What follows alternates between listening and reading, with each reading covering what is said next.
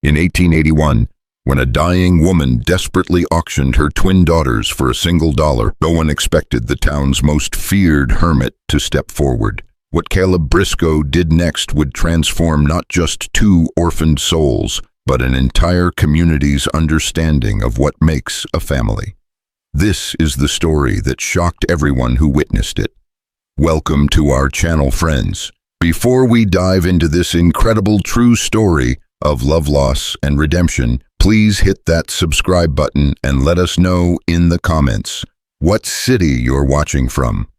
I love seeing how far these stories travel and touch hearts around the world. Now settle in for a tale that will remind you that sometimes the most broken people are exactly who God chooses to heal the most wounded hearts.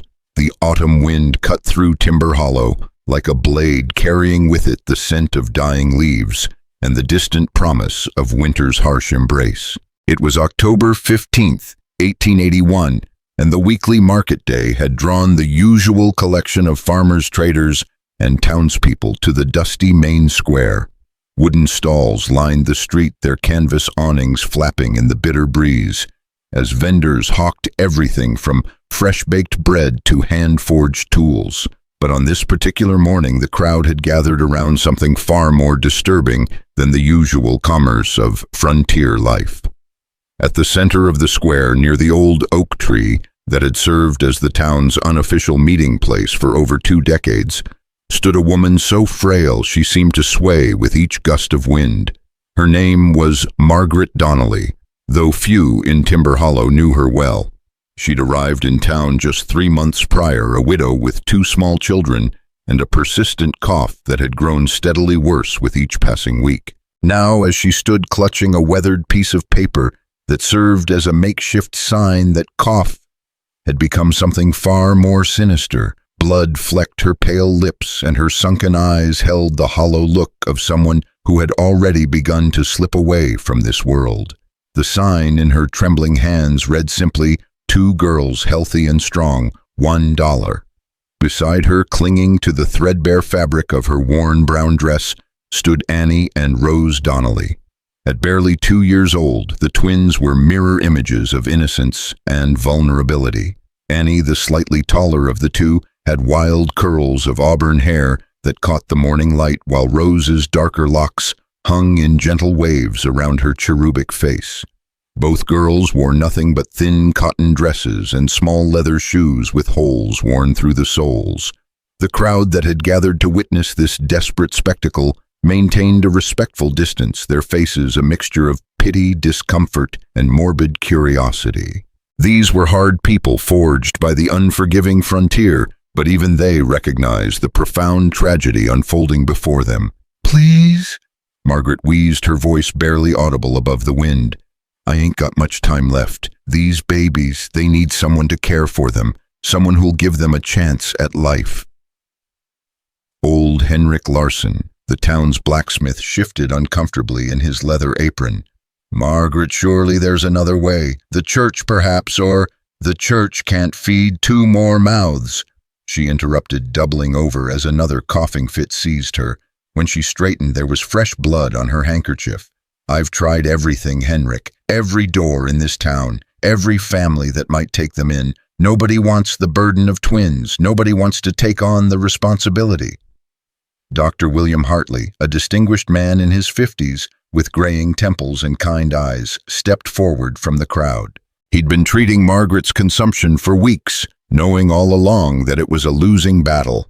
"Margaret, you don't have to do this. There are institutions back east, orphanages, that specialize in—" "No."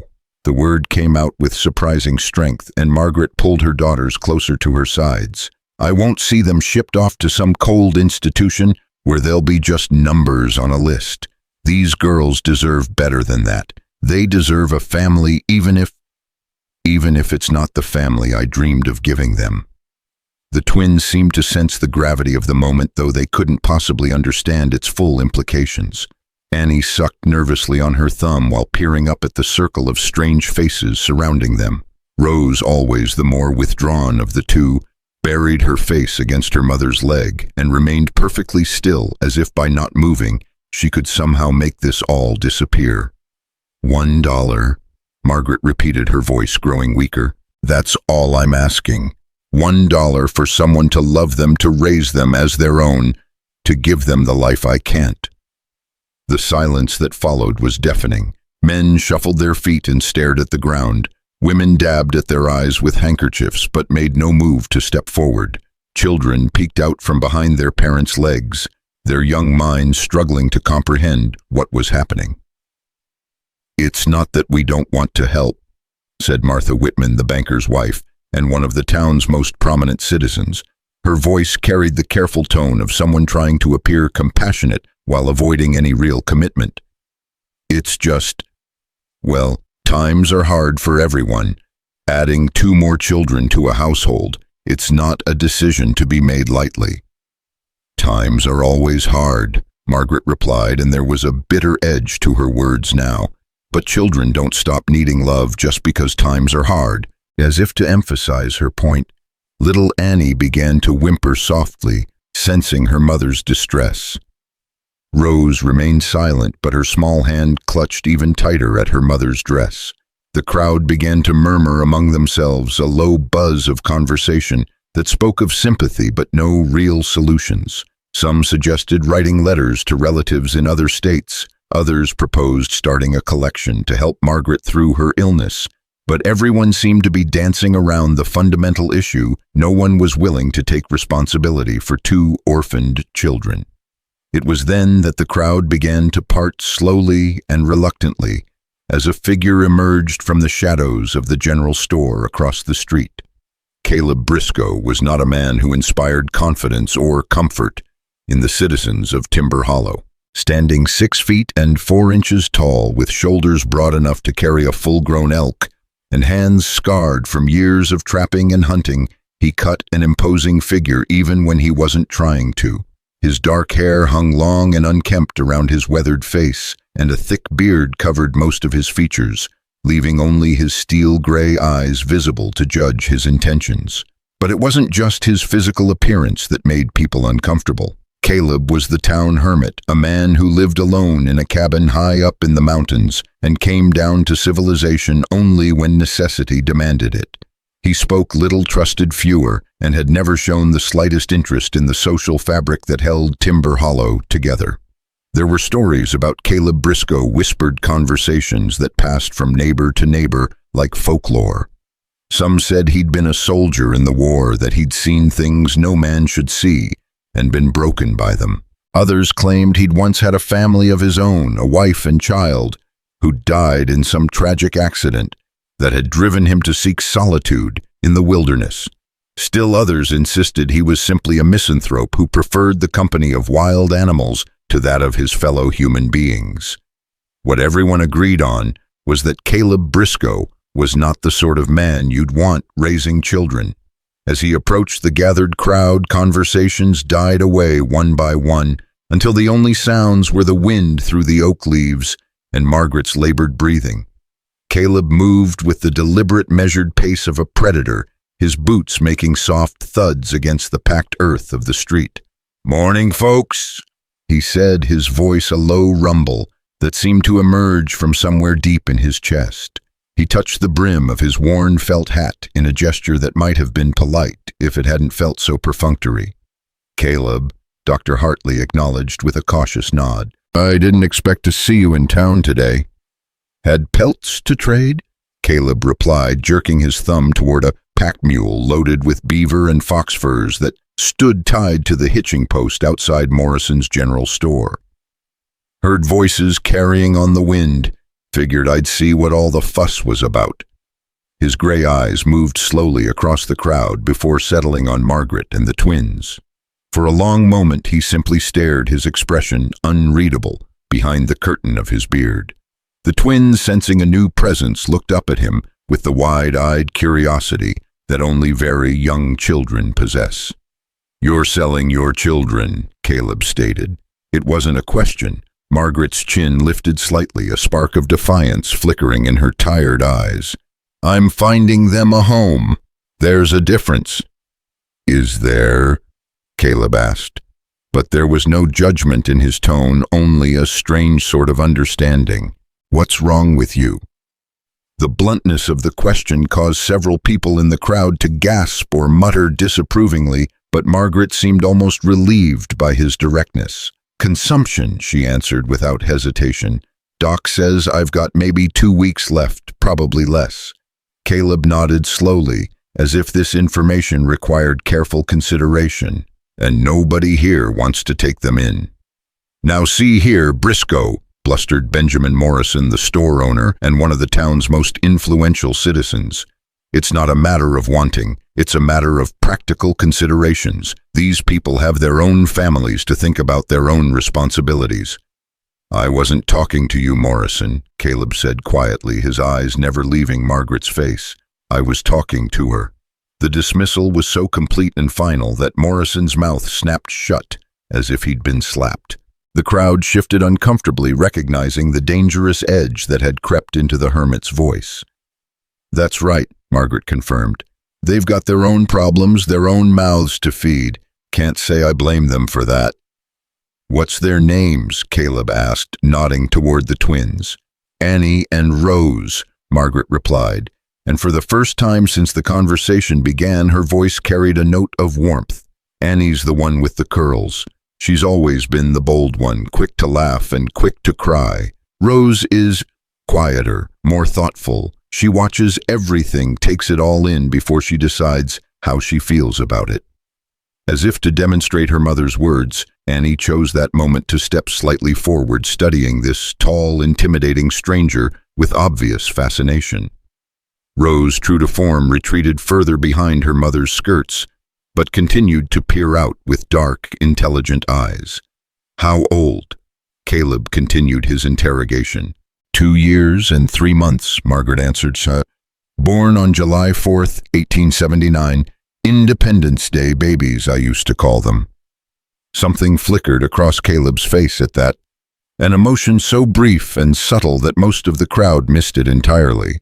But Margaret, perhaps because she was dying and had learned to read the small signs that others overlooked, caught the shadow of pain that crossed his features. "You got experience with children, Brisco?" Dr. Hartley asked, his professional concern overriding his natural wariness of the mountain man. Caleb was quiet for so long that people began to wonder if he'd heard the question. When he finally spoke, his voice was even quieter than before. "Some." The single word hung in the air like smoke, carrying with it implications that no one dared to explore further. But Margaret, with the intuition of a dying woman who had nothing left to lose, pressed him. "You lost someone," she said. It wasn't a question. Again, that long silence. This time, when Caleb spoke, he looked directly at the twins rather than their mother. "Yeah, I lost someone." Annie, emboldened by some inexplicable childhood instinct, took another step forward. She was close enough now that she could have reached out and touched the mountain man's leather-clad leg, but instead she simply stood there, studying his face with the serious intensity that only very young children could manage. "Mama's sick," she announced in the matter-of-fact way that children stated obvious truths. "I know," Caleb replied, and his voice was gentler now, though still rough around the edges. "That's why she's trying to find you and your sister a new home." "Don't want new home?" Annie said, her lower lip beginning to tremble. "Want mama?" The simple statement hit the crowd like a physical blow. Several women openly began to weep, and even some of the men found themselves looking away, unable to meet the child's innocent gaze. But Caleb knelt down, bringing himself to Annie's eye level. The movement was slow and deliberate, the way one might approach a frightened animal. "Sometimes we don't get what we want," he told her, and though his words were harsh, his tone remained gentle. "Sometimes life takes things away from us, and we have to figure out how to keep going anyway." Annie considered this with the gravity of a much older person. "You sad too?" The question was like an arrow finding its mark. Caleb's jaw tightened, and for a moment it seemed as though he might stand up and walk away without another word.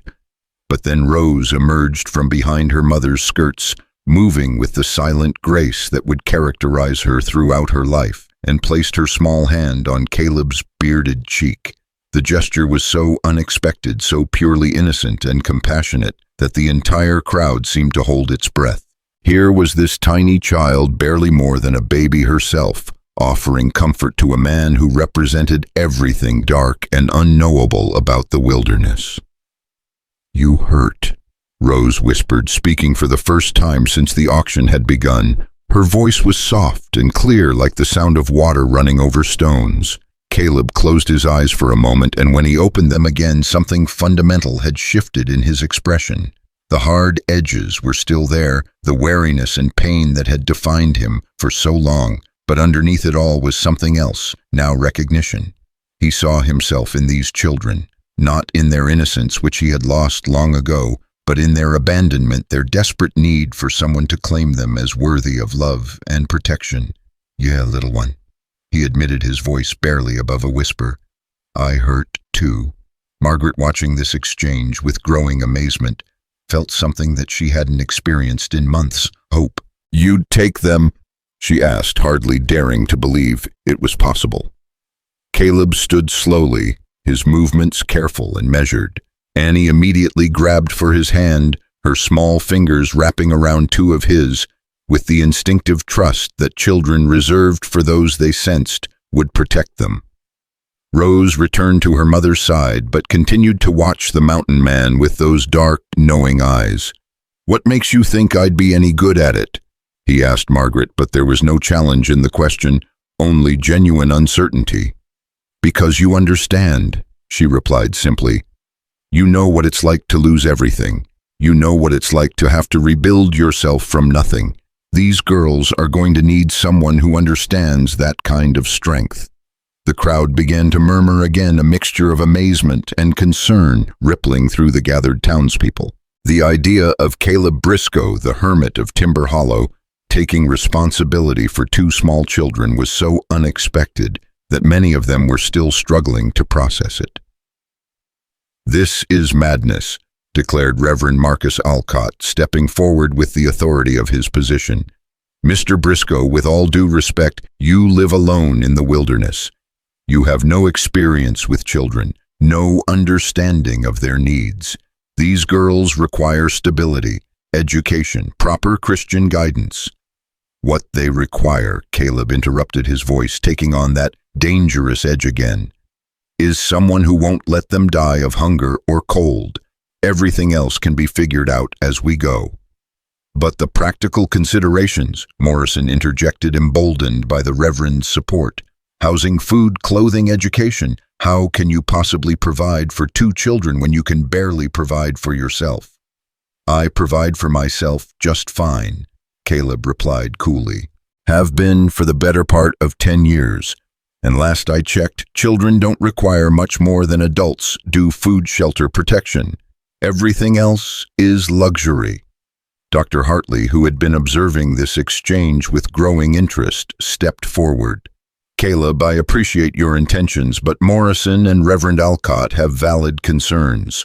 Raising children, especially two children this young, requires more than just meeting their basic physical needs. They need socialization, education, medical care when they're sick. They need someone who won't abandon them." Caleb cut him off, and there was steel in him on his voice now. "Someone who won't decide they're too much trouble when times get hard. Someone who'll fight for them when the world tries to throw them away." His gray eyes swept across the crowd, taking in every face, every expression of doubt and disapproval. "How many of you have children of your own?" he asked, and though his voice was quiet, it carried clearly through the morning air. "How many of you know what it's like to love someone so much that you'd die for them without thinking twice?" Several hands went up, hesitant but honest. "Then you know," Caleb continued, "that all the practical considerations in the world don't mean a damn thing if there's no love behind them. These girls don't need perfect parents. They need someone who'll choose them every day, no matter how hard it gets." He turned back to Margaret, who was watching him with tears streaming down her pale cheeks. "I can't promise I'll be good at it," he admitted. "Can't promise I'll know what to do or that I won't make mistakes. But I can promise that I'll never give up on them. I can promise that they'll always have a home as long as I'm breathing." Margaret wiped her eyes with the back of her hand, leaving streaks in the dust that had accumulated on her skin. "That's more than most people can promise," she whispered. Caleb reached into his vest pocket and withdrew a silver dollar, the last of his trading money from the previous month's pelt sales. He held it up so the crowd could see it, the metal catching the morning light. $1, he said, extending the coin toward Margaret. "For Annie and Rose Donnelly." But before Margaret could take the money, Reverend Alcott stepped forward again, his face flushed with righteous indignation. "I cannot in good conscience allow this to proceed," he declared. "As the spiritual leader of this community, I have a responsibility to these children's welfare. Mr. Brisco, you are an unmarried man living in isolation with no visible means of supporting a family and no experience in child rearing. Furthermore, your reputation in this town is questionable at best." The accusation hung in the air like a challenge, and the crowd seemed to lean forward collectively, sensing that they were about to witness something significant. Caleb's hand, still extended with the silver dollar, began to shake slightly, not from fear or nervousness, but from the effort of controlling the rage that was building inside him like a forest fire. "My reputation," he said slowly, each word measured and deliberate, "is based on the fact that I choose to live apart from people who think they have the right to judge others without knowing a damn thing about them." "Language, Mr. Brisco," the Reverend cautioned. "There are children present." "Yes, there are," Caleb agreed, his voice getting quieter in a way that made everyone more nervous, not less. "2 children who are about to become orphans, standing here listening to a room full of adults argue about why nobody wants them." He took a step closer to Reverend Alcott, and though he didn't make any threatening gestures, his sheer physical presence was enough to make the clergyman take an involuntary step backward. "You want to talk about Christian guidance? Reverend, let's talk about it. What does your good book say about caring for orphans, about taking in the lost and the abandoned, about not judging others?" "Well, of course, the Bible speaks to our obligation to care for orphans." Alcott stammered, clearly uncomfortable with being put on the defensive. "But it also speaks to the importance of proper moral guidance of raising children in an environment that—" "That what?" Caleb demanded. "That's respectable, that meets with the approval of the community, that makes everyone feel comfortable about themselves." He gestured toward Margaret and the twins, who were watching this confrontation with wide eyes. "Look at them, Reverend. Really look at them. This woman is dying, and her children are about to be alone in the world. And your biggest concern is whether I'm respectable enough to take them in." The crowd was completely silent now, transfixed by the raw emotion in the mountain man's voice. Even the wind seemed to have died down, as if nature itself was listening to this debate about the nature of family and responsibility. Margaret, sensing that the moment was slipping away from her, stepped forward with renewed determination. "Reverend Alcott," she said, her voice carrying surprising strength for someone so near death, "I appreciate your concern for my daughter's welfare, but with all due respect, you've had 3 months to find someone willing to take them in, 3 months to arrange for their care after I'm gone, and in all that time, how many offers have you brought me? How many families have stepped forward?" The Reverend's face reddened, but he remained silent. "That's what I thought," Margaret continued, "Ed. So forgive me if I don't put much stock in your concerns about propriety when there's a man standing here willing to give my girls a home."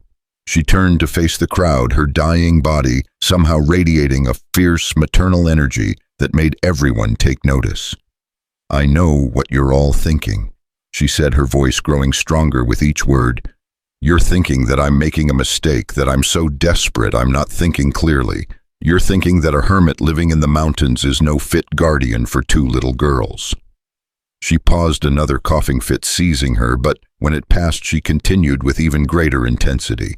"But let me tell you what I see when I look at Caleb Brisco. I see a man who's been broken by life just like my girls are about to be broken. I see someone who understands what it means to lose everything and have to build yourself back up from nothing. I see someone who won't judge them for being different or difficult or damaged. Her eyes moved from face to face in the crowd, challenging each person to meet her gaze. Most importantly, I see someone who's willing to step forward when everyone else is stepping back. Someone who's offering to take responsibility when everyone else is making excuses. Dr. Hartley, who had been listening to this exchange with growing thoughtfulness, stepped forward. "Margaret," he said gently, "I understand your desperation, and I admire Mr. Briscoe's willingness to help, but we have to think about the practical realities. His cabin is miles from town, from the school, from medical care. How will the girls receive proper education? What happens if they become ill?" Before Margaret could respond, Caleb spoke up. "Doc, how far is it from my cabin to your office?"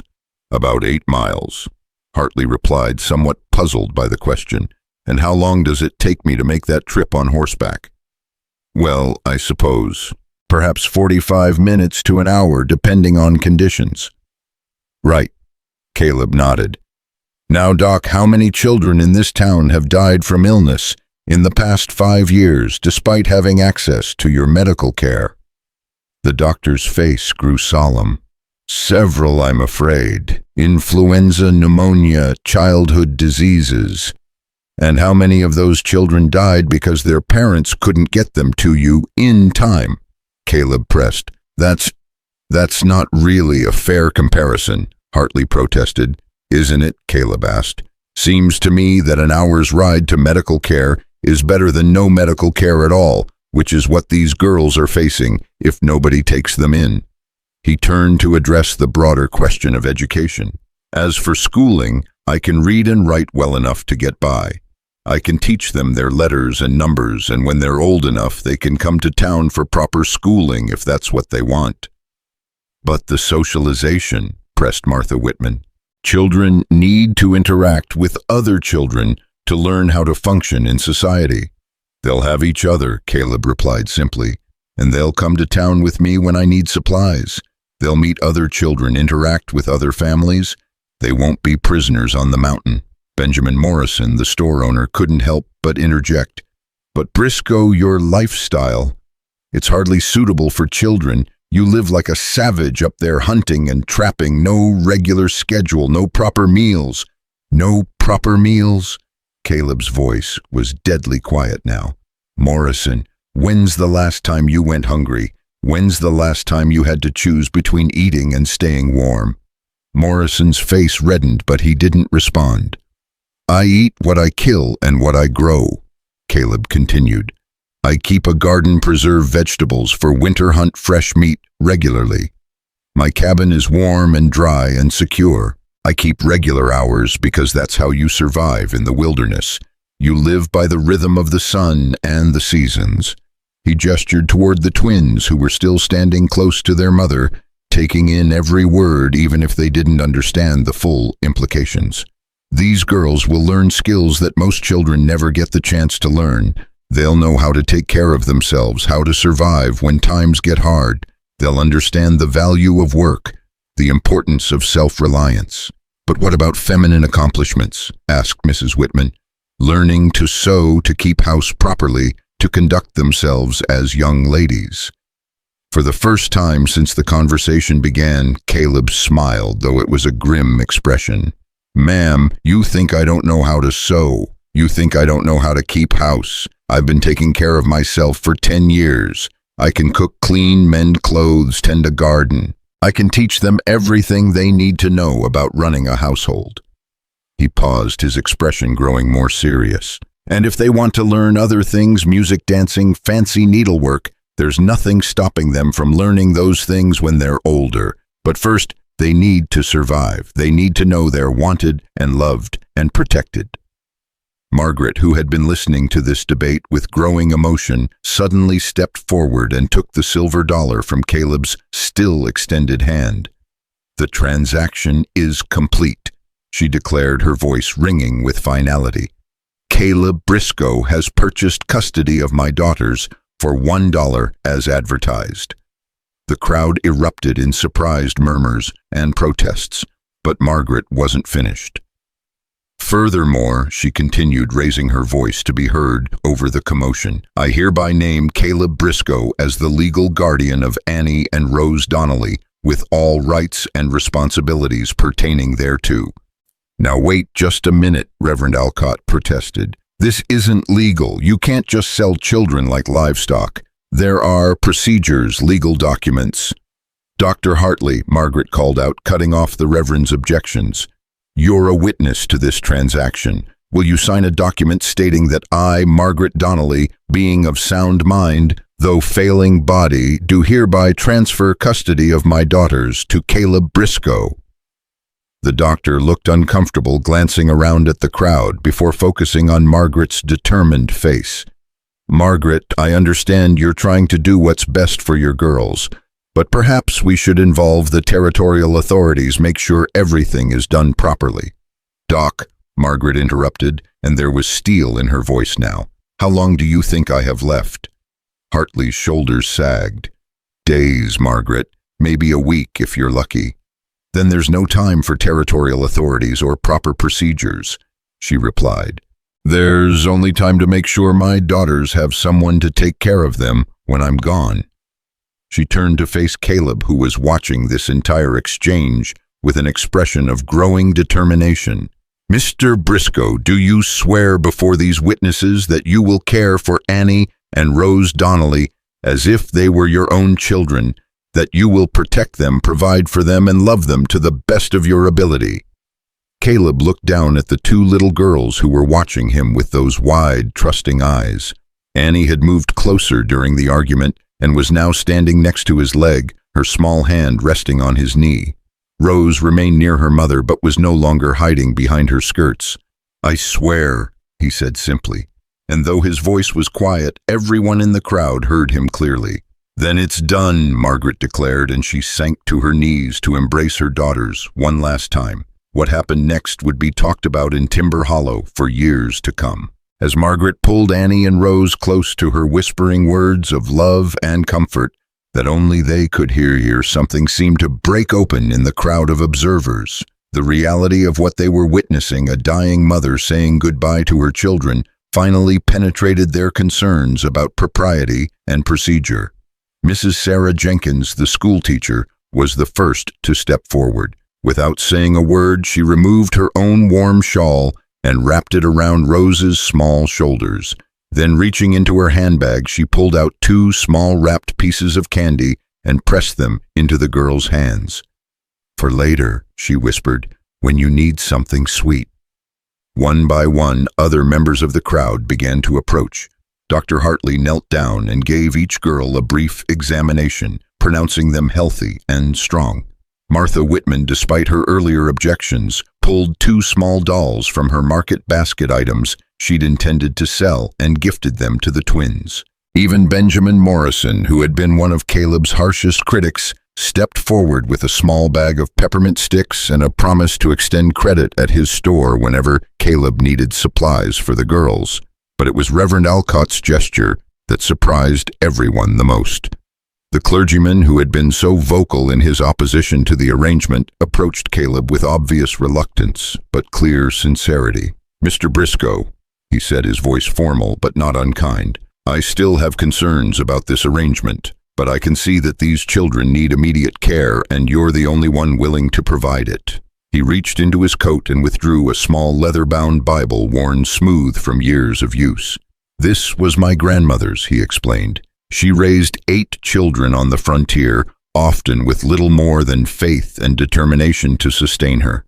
I'd like you to have it for the girls. Even if you're not a religious man, they might find comfort in it someday. Caleb took the Bible with obvious surprise, turning it over in his large hands, as if he wasn't quite sure what to do with it. Thank you, he said finally, and though the words were simple, they carried genuine gratitude. Margaret, watching these interactions through tears of exhaustion and relief, struggled to her feet with Dr. Hartley's assistance. Mr. Brisco, she said, her voice growing weak again, there are some things, some belongings back at my room in the boarding house. Not much, but some clothes, a few toys, their mother's jewelry.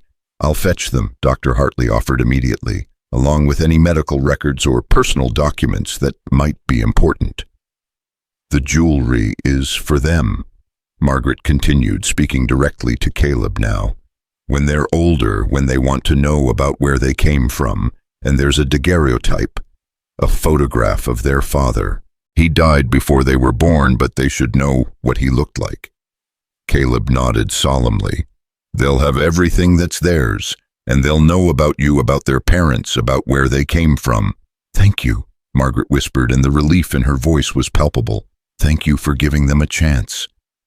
As the crowd began to disperse, people returning to their normal market day activities with much to discuss, Caleb found himself alone with Margaret and Tyrion the twins. The morning sun had climbed higher in the sky, and the air was beginning to warm slightly, though the autumn chill still lingered. Annie, emboldened by the candy in her hand and the general sense that something momentous had just occurred, tugged on Caleb's pants leg. "You our papa now?" she asked, her voice carrying the innocent directness that only small children could manage. Caleb knelt down to her level again, bringing himself face to face with both girls. "Would you like me to be?" he asked seriously. Annie nodded enthusiastically, but Rose remained quiet, still processing everything that had happened. "It's okay if you're not sure yet," Caleb told Rose gently. "This is all new and scary. You don't have to decide right now how you feel about it." Rose considered this for a long moment, then stepped forward and placed her small hand in his much larger one. "Mama says you understand sad," she said quietly. "Yeah," Caleb admitted.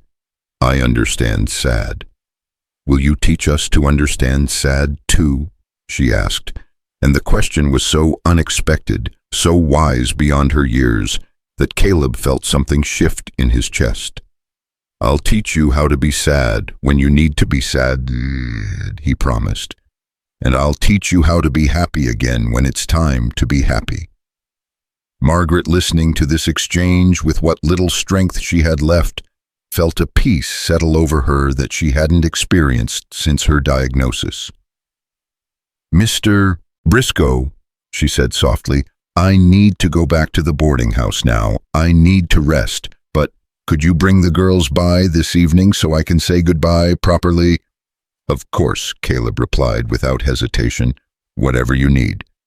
As Dr. Hartley helped Margaret away from the market square, Caleb found himself standing alone with Annie and Rose for the first time. The reality of what he'd just committed to was beginning to sink in, and for a moment he felt a familiar panic rising in his chest, the same panic he'd felt years ago, when life had last forced him to take responsibility for someone other than himself.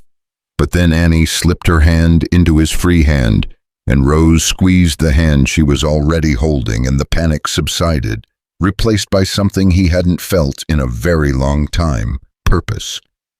"Well, girls," he said, looking down at their upturned faces, "I suppose we should go get my pack mule and head up to the cabin. You're going to need to see your new home." "Is it far?" Annie asked, ever the practical one. "It's far enough," Caleb admitted, "but it's beautiful up there. There are streams full of trout and meadows full of wildflowers and mountains that touch the sky." "Are there bears?" Rose asked, speaking up for the second time that day. "Yes," Caleb said honestly. "There are bears and wolves and mountain lions and all sorts of wild things, but they won't hurt you as long as you're with me." Annie's eyes grew wide with excitement, but Rose looked uncertain. "How do you know?" she asked. Caleb was quiet for a moment, considering how to explain something that he himself didn't fully understand. "Because the wild things and I have an understanding," he said finally. "They know I belong there, and I know they belong there, and we respect each other. When you live with me, you'll be under my protection, and they'll know that." It wasn't a complete explanation, and it certainly wasn't scientific, but somehow both girls seemed to accept it.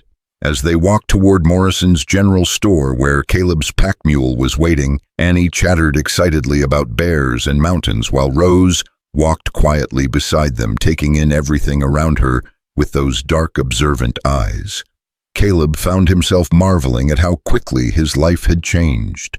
Just an hour ago, he'd been a solitary man with no responsibilities beyond his own survival. Now he was the guardian of two small children responsible for their safety, their happiness, their entire future. The weight of that responsibility should have terrified him. Instead, as he listened to Annie's excited questions and felt Rose's small hand in his, he felt something he hadn't experienced in years: hope. Maybe, just maybe, he thought to himself, this broken mountain man could learn how to be a father. Maybe these two lost little girls could learn how to be daughters. Maybe together they could build something that resembled a family. As they reached his pack mule and began preparing for the journey up the mountain, Caleb made a silent promise to Margaret Donnelly, to Annie and Rose, and to himself. Whatever happened, whatever challenges lay ahead, he would not abandon these children. He would give them everything he had, teach them everything he knew, and love them with whatever capacity for love remained in his wounded heart. The mountain was waiting, and so was their new life together. The journey up the mountain path began in afternoon silence, broken only by the steady clip-clop of the mule's hooves against the rocky trail and Annie's occasional exclamations of wonder. Caleb had fashioned a makeshift seat from his buffalo coat and some rope, allowing both girls to ride together while he walked alongside, leading the animal with practiced ease. Rose maintained her characteristic quiet observation, but Annie peppered him with questions that revealed the quick, curious mind beneath her 2-year-old exterior. "Why do trees get so big up here?" she asked, pointing at the towering pines that lined their path. "They've got room to grow," Caleb replied, adjusting his grip on the lead rope as they navigated a particularly steep section. "Nobody's telling them they can't reach for the sky. Mama used to say we could be anything we wanted." Annie continued, her voice taking on a wistful tone. "She said America was the place where little girls could grow up to be anything." The comment hit Caleb harder than he expected. Here was this tiny child, barely old enough to form complete sentences, already grappling with concepts of possibility and limitation that most adults struggled to understand. "Your mama was right," he said after a moment. "Up here especially. Mountain doesn't care if you're a boy or a girl, rich or poor, educated or not. It only cares if you're strong enough to survive and smart enough to respect it." Rose, who had been silent for the past hour, suddenly spoke up. "Are we going to see Mama again?" The question hung in the air like morning mist, and Caleb felt the weight of having to explain death to children who were too young to truly comprehend it. "Tonight we will," he said carefully. "We're going to visit her at the boarding house before she gets too sick to visit." "And then," Rose pressed with that unsettling directness that seemed to be her nature. Caleb stopped walking, causing the mule to halt as well. He looked up at both girls, studying their faces in the dappled sunlight that filtered through the pine boughs. "Then your mama is going to go to heaven," he said simply, "and you're going to stay with me." "Forever?" Annie asked, her voice small and uncertain. "As long as you want to," Caleb promised. "As long as I'm breathing, you'll have a home with me." The trail wound higher past rushing streams and granite outcroppings that jutted from the mountainside like ancient monuments. As they climbed, the air grew thinner and cleaner, carrying with it the scent of pine sap and wild mountain herbs. Caleb found himself seeing the familiar landscape through new eyes, imagining how it might appear to two small children who had known only the dusty streets and cramped buildings of frontier towns. "Look there," he said, pointing to a clearing where a small herd of deer grazed peacefully in the afternoon sun. "See how they're not afraid. That's because this is their home. They know every trail, every hiding spot, every source of water for miles around." Annie leaned forward eagerly, trying to get a better view. "Will they be our friends?" "They'll be your neighbors," Caleb corrected gently. "Out here, you earn friendship by showing respect. You don't chase them or make loud noises or try to pet them like they're dogs. You watch them, learn from them, and let them go about their business." As if to demonstrate his point, one of the deer raised its head and looked directly at them. For a long moment, human and animal regarded each other across the clearing. Then, with a graceful bound, the deer rejoined its herd, and they melted back into the forest like shadows. "They're magic," Rose whispered, speaking with more animation than she'd shown all day. "Everything up here is magic if you know how to look at it," Caleb agreed. "The trick is learning to see it." The cabin came into view just as the afternoon sun was beginning to slant toward evening. It was larger than most people in town imagined, built from hewn logs and chinked with mountain clay. A stone chimney rose from one end, sending a thin wisp of smoke into the clear air, evidence of the fire Caleb had banked before leaving that morning. A covered porch ran along the front, supported by posts he'd cut and shaped himself. Gardens lined the southern exposure where vegetables still grew despite the advancing season. But what struck the girls most was the view. The cabin sat on a natural shelf of rock that looked out over a valley so vast and beautiful it seemed like something from a fairy tale. Mountains rolled away in every direction, their peaks touched with the gold and crimson of autumn foliage. A stream meandered through the valley floor far below, catching the light like a silver ribbon. Annie actually gasped when she saw it. "It's like being on top of the world." "Close enough," Caleb agreed, feeling a familiar sense of pride in the home he'd built with his own hands. "On a clear day, you can see for 50 miles in every direction." He helped both girls down from the mule, noting how Rose immediately moved closer to Annie, seeking comfort in her sister's presence. The isolation that Caleb found peaceful was probably overwhelming to children accustomed to the noise and bustle of town life. "It's very quiet," Rose observed, and there was uncertainty in her voice. "Different kind of quiet than you're used to," Caleb acknowledged, beginning to unload supplies from the mule. "Town quiet is the quiet of people holding their tongues. Mountain quiet is the quiet of everything being exactly where it's supposed to be." He led them up onto the porch where 2 handmade chairs sat beside a small table. The front door was heavy oak fitted with iron hinges he'd forged himself during the long winter months when outdoor work was impossible. "This is home," he said, simply pushing open the door and stepping aside to let them enter first. The interior of the cabin was nothing like what the girls had expected. Instead of the rough, primitive dwelling that the townsfolk imagined, they found themselves in a space that was rustic but comfortable, functional but not without beauty. A large stone fireplace dominated one wall with a heavy wooden mantel that held an assortment of carved figures, animals, mostly whittled during long winter evenings. Shelves lined the walls filled with books, tools, and various objects that spoke of a life lived in careful solitude. The furniture was handmade but well crafted, a large wooden table with matching chairs, a rocking chair positioned near the fireplace, a cabinet that clearly served as both pantry and storage. Thick woolen rugs covered the plank floors, and oil lamps provided warm, steady light. What surprised the girls most was the evidence of learning and culture that filled the space. Books were everywhere, not just practical manuals about farming and hunting, but volumes of poetry, history, and philosophy. A chess set sat on a small table near the window. Musical instruments hung from pegs on the wall, a fiddle, a mouth harp, and what looked like a handmade flute. "You read books?" Annie asked, her voice filled with wonder. "Every day," Caleb replied, moving to stir the fire back to life. "Long winters up here give a man plenty of time to think, and books are good company when the snow gets too deep to go anywhere." Rose had discovered the carved animals on the mantel and was examining them with fascination.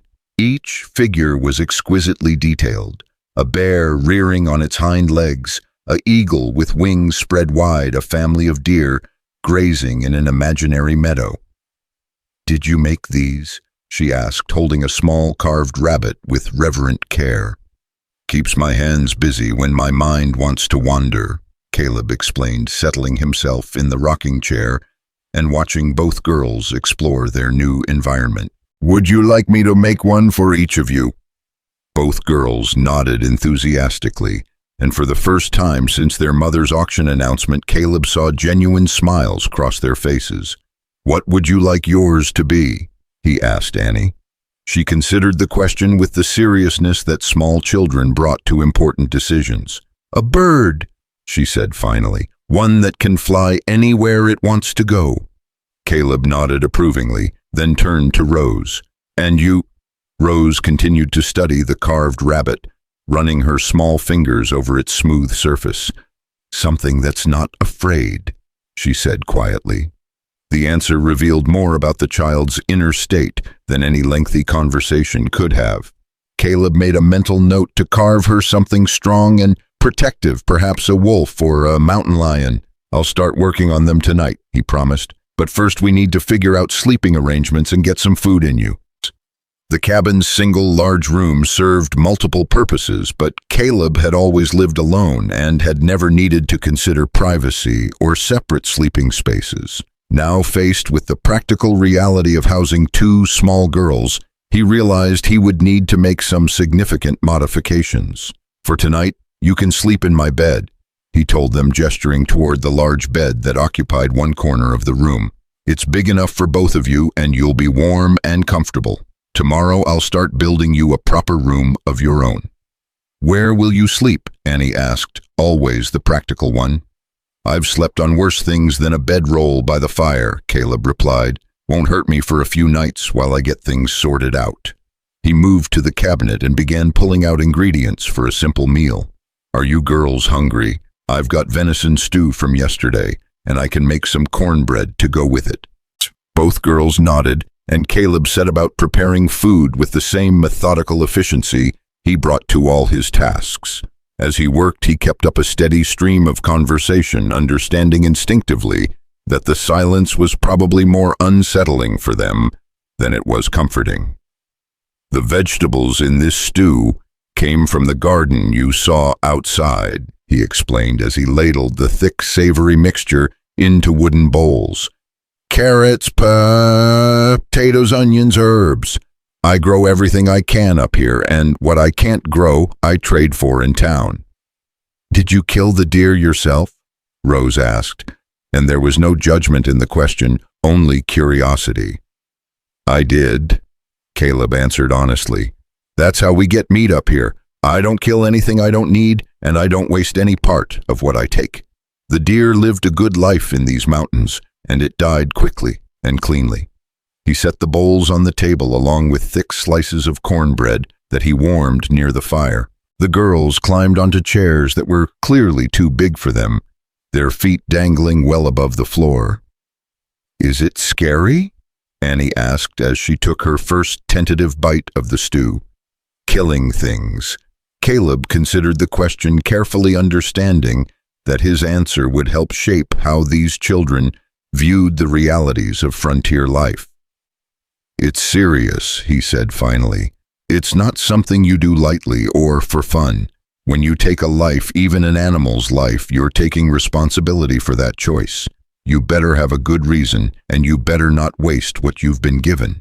The stew was rich and flavorful, seasoned with herbs from his garden, and cooked slowly over the fire until the meat was tender and the vegetables had absorbed all the savory juices. Both girls ate with obvious appetite, and Caleb found himself pleased by their healthy reactions to his cooking. "This is good," Rose declared, speaking more than she had all day. "Better than what we had at the boarding house," Annie agreed. "Mama said the food there wasn't fit for dogs." The mention of their mother brought a momentary shadow across both girls' faces, and Caleb realized they would be dealing with grief in waves, moments of normal childhood behavior followed by sudden reminders of their loss. "We'll go see your mama after supper," he reminded them gently. "She'll want to know that you're safe and settling in well." As they ate, the conversation turned to practical matters. Caleb explained the daily routines of mountain life, the need to keep the fire burning, the importance of conserving water and food, the various chores that kept a household running smoothly. "Everyone up here has to pull their weight," he told them. "I'm not saying you need to hunt or chop wood, you're too little for that, but there are things you can help with, gathering eggs from the chickens, helping tend the garden, keeping the cabin tidy." "We have chickens." Annie's eyes lit up with excitement. 6 hens and a rooster, Caleb confirmed. They're in a coop behind the cabin. The rooster's name is Napoleon, and he thinks he runs the place. The hens don't have names yet. I figured you girls might want to name them yourselves. The idea of naming chickens delighted both girls, and they spent the rest of the meal debating possible names and arguing about which hen should get which name based on personalities they hadn't even met yet. After supper, Caleb showed them around the rest of the cabin's immediate surroundings. Behind the main building was a smaller structure that served as a workshop, filled with tools for woodworking, leather crafting, and the various repairs that mountain life demanded. Next to that was the chicken coop where Napoleon the rooster strutted importantly among his harem while the girls giggled at his pompous behavior. A short distance away, a root cellar had been dug into the hillside, its wooden door set at an angle to shed rain and snow. Inside, shelves lined the walls, holding preserved vegetables, smoked meats, and other supplies that would see them through the long winter months. "How do you remember where everything is?" Rose asked, clearly overwhelmed by the complexity of the homestead. "Same way you remember where things are in a house," Caleb replied. "After a while, it becomes natural. You'll learn." As the sun began to set behind the western peaks, painting the sky in shades of orange and purple, Caleb prepared to take the girls back down to town for their final visit with their mother. He saddled his horse, a sturdy mountain mare named Belle, and fashioned a secure way for both girls to ride with him. The descent was faster than the climb had been, but Caleb kept Belle to a steady, careful pace on the winding trail. Annie chattered nervously about everything she'd seen and done that day, while Rose remained characteristically quiet, processing her new reality in her own internal way. By the time they reached Timber Hollow, full darkness had fallen, and oil lamps glowed in windows throughout the town.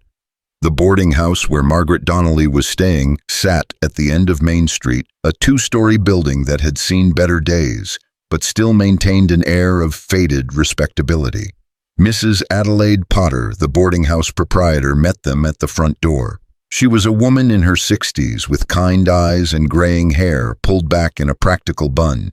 Her expression was grave as she ushered them inside. "She's been asking for you all afternoon," Mrs. Potter said quietly to Caleb. "Dr. Hartley was by earlier. He says it won't be much longer." Caleb nodded, lifting both girls down from the horse and taking their hands. "Is she lucid?" "Comes and goes," Mrs. Potter replied. "But she's been clear whenever she talks about the girls. She's been worrying about whether she did the right thing." They climbed the narrow staircase to the second floor, their footsteps muffled by a worn carpet runner. Margaret's room was at the end of the hall, and even before Mrs. Potter opened the door, they could hear the labored sound of her breathing. The room was small and spartanly furnished: a narrow bed, a washstand, a single chair by the window. Dr. Hartley sat beside the bed, monitoring Margaret's condition with the careful attention of a physician who knew he was fighting a losing battle. Margaret herself was almost unrecognizable from the woman who had stood in the town square that morning. The effort of the day's events had drained what little strength she had left, and she lay propped up on pillows, her face pale and drawn. But her eyes brightened immediately when she saw her daughters. "My girls," she whispered, extending weak arms toward them. Both Annie and Rose climbed carefully onto the bed, snuggling close to their mother with the instinctive need for comfort that small children possessed. Margaret wrapped her arms around them as best she could, tears streaming down her cheeks. "Tell me about your new home," she said, her voice barely audible, but filled with maternal concern. Annie, ever the storyteller, launched into an enthusiastic description of the cabin, the view, the chickens, and the promise of carved animals. Her voice grew stronger as she talked, fed by her mother's obvious pleasure in hearing about their adventures. Rose characteristically said less, but observed more. She studied her mother's face with those dark, intelligent eyes, seeming to understand on some level that this would be their last conversation. "Are you going to be happy there?" Margaret asked, directing the question to both girls, but looking particularly at Rose. "It's very quiet," Rose said thoughtfully, "but not scary quiet. Safe quiet. And Mr. Brisco, he's being kind to you. He's teaching us about mountains," Annie reported, "and he's going to carve us animals and let us name the chickens and build us our own room." Margaret's eyes found Caleb, who had remained standing near the door, giving the family their privacy while staying close enough to provide support if needed. "Thank you," she mouthed silently, the words carrying a weight of gratitude that no spoken language could have conveyed.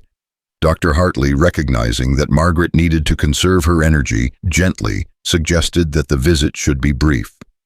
"She needs her rest," he said quietly to Caleb, "and the girls should probably get settled into their new routine." But Margaret had one more thing she needed to say. With effort that clearly cost her dearly, she reached under her pillow and withdrew a small wooden box worn smooth by years of handling. "This is for you," she told Caleb, pressing the box into his hands. "Everything important, their birth certificates, the daguerreotype of their father, my wedding ring, a few other family pieces. When they're older, when they have questions about where they came from."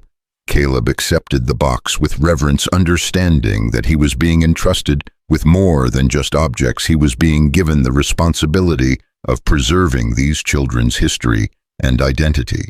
"They'll know who they are," he promised. "They'll know about you and their father, about where they came from and why they were loved." Margaret nodded, seeming to find peace in his assurance. She turned her attention back to her daughters, studying their faces, as if trying to memorize every detail. "I want you both to remember something," she said, her voice growing weaker but more urgent. "I didn't give you away because I didn't love you. I gave you to Mr. Brisco because I loved you so much that I wanted you to have the best life possible." Both girls nodded solemnly, though Caleb suspected they wouldn't fully understand the depth of their mother's sacrifice for many years to come. "And I want you to remember that family isn't just about blood," Margaret continued. "Family is about people who choose to love you, who choose to take care of you, who choose to make your happiness as important as their own." She looked directly at Caleb then, and he saw in her eyes a mother's final plea for reassurance that her children would be cherished. "We'll be a family," he said simply, and meant it with every fiber of his being. The goodbyes were gentle but heartbreaking. Margaret kissed each girl multiple times, whispering words of love and encouragement that only they could hear. When it came time to leave, both children clung to her, sensing on some primitive level that this parting was different from all the others. "I'll always be with you," Margaret whispered as Caleb gently helped detach the girls from her weakening embrace. "Every time you see a beautiful sunset, every time you hear a bird singing, every time you feel love in your heart, that's me still loving you." Mrs. Potter walked them to the front door, her own eyes wet with tears. "I'll send word when—" she began, then stopped, glancing at the children. "I understand," Caleb said quietly. "Take care of her." The ride back up the mountain was subdued. Both girls seemed exhausted by the emotional weight of the day, and they dozed fitfully against Caleb's chest as Belle picked her way carefully up the moonlit trail. The night air was crisp and clean, filled with the scent of pine and the distant sound of rushing water. By the time they reached the cabin, both girls were sound asleep. Caleb carried them inside one at a time, settling them into his large bed with the gentle care of someone who understood the precious nature of what he'd been entrusted with. He covered them with warm quilts and stood for a moment watching them sleep, marveling at how drastically his life had changed in the span of a single day. As he prepared his own makeshift bed by the fireplace, Caleb found himself thinking about the events that had led him to this moment. The pain and loss that had driven him to seek solitude in these mountains suddenly seemed like preparation rather than punishment, as if everything he'd endured had been designed to teach him what these children would need to know. He opened the wooden box Margaret had given him, examining its contents by the light of the fire. The daguerreotype showed a young man with kind eyes and Annie's curls dressed in the simple clothes of a working man. The birth certificates were carefully preserved, documenting the girls' entry into the world on that long-ago Independence Day. A few pieces of jewelry, simple but well-made, would someday help them understand their mother's love and sacrifice. But it was the letter at the bottom of the box that moved him most. Written in Margaret's careful script, it was addressed to my daughters and began with the words, "If you are reading this, it means I am gone, but my love for you continues." Caleb folded the letter carefully and returned it to the box. Someday, when the girls were old enough to understand, he would share these treasures with them. For now, it was enough to know that their past was preserved and their future was secure. As he settled down to sleep, listening to the gentle sounds of the children's breathing and the familiar night sounds of the mountain, Caleb felt something he hadn't experienced in years: contentment. Tomorrow would bring new challenges, new responsibilities, new opportunities to either succeed or fail as a guardian and father figure. But tonight, 2 orphaned children were safe and warm and loved. Tonight, a dying mother could rest knowing her sacrifice had meaning. Tonight, a broken man had discovered that sometimes the best way to heal old wounds was to take responsibility for preventing new ones. The fire burned low in the grate, casting dancing shadows on the cabin walls as the newest family in Timber Hollow began their first night together. The morning brought news that Caleb had been expecting but dreading. Mrs. Potter's nephew arrived at the cabin just after dawn, his horse lathered from the hard ride up the mountain trail. Margaret Donnelly had passed peacefully in her sleep sometime during the early hours, Dr. Hartley at her side until the end. Caleb received the news on the cabin's front porch, speaking in hushed tones while the girls still slept inside. The young man, barely 16 and clearly uncomfortable with his mission, shuffled his feet and avoided eye contact as he delivered his message. "Dr. Hartley said to tell you the arrangements are being made," the boy reported. "Mrs. Potter's taking care of everything. The burial will be tomorrow afternoon if you want to bring the girls." Caleb thanked him and sent him on his way with a silver piece for his trouble. Then he stood alone on the porch, watching the sun climb over the eastern peaks, while he considered how to explain death to 2 children who had already lost so much. Inside the cabin, he could hear the sounds of the girls, waking up Annie's excited chatter about dreams of flying birds, Rose's quieter observations about the strange new place they found themselves in.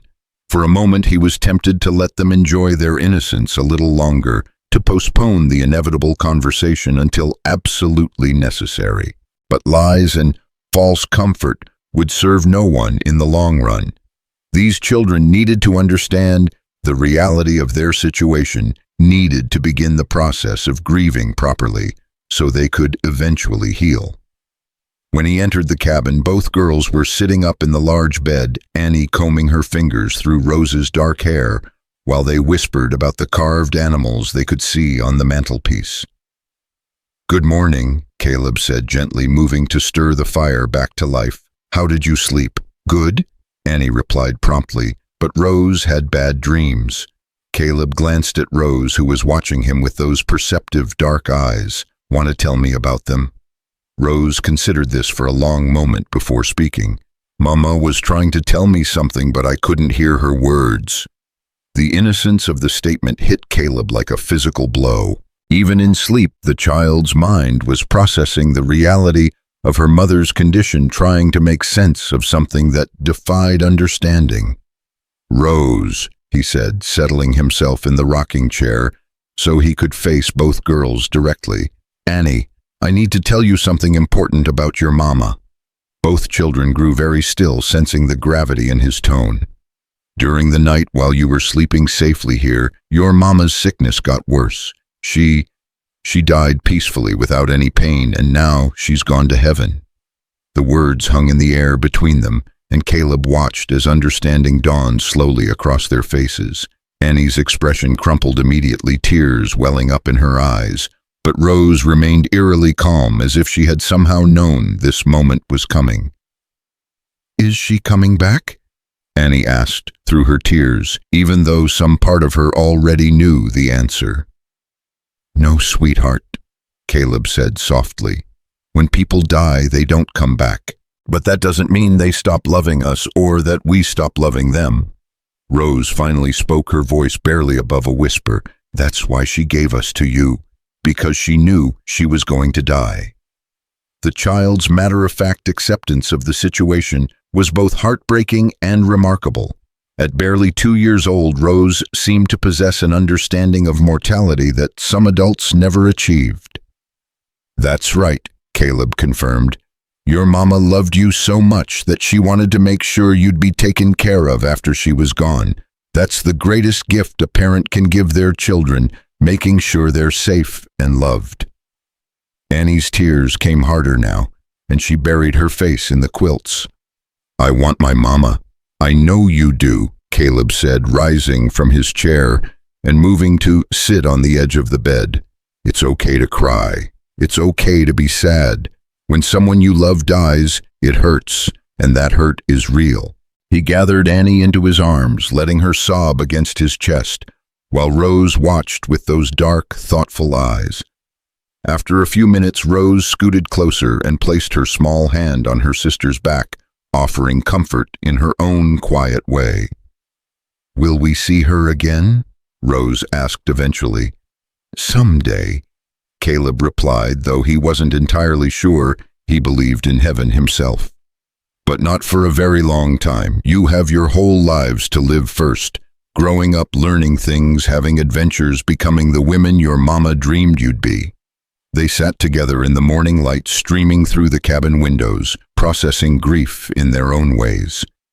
Annie cried openly and honestly, seeking comfort in physical closeness and verbal reassurance.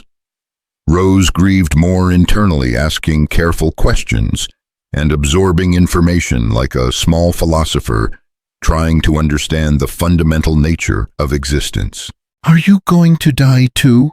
Annie asked, suddenly lifting her tear-stained face to look at Caleb directly. The question caught him off guard, though he realized he should have expected it. Children who had experienced sudden loss naturally worried about future abandonment.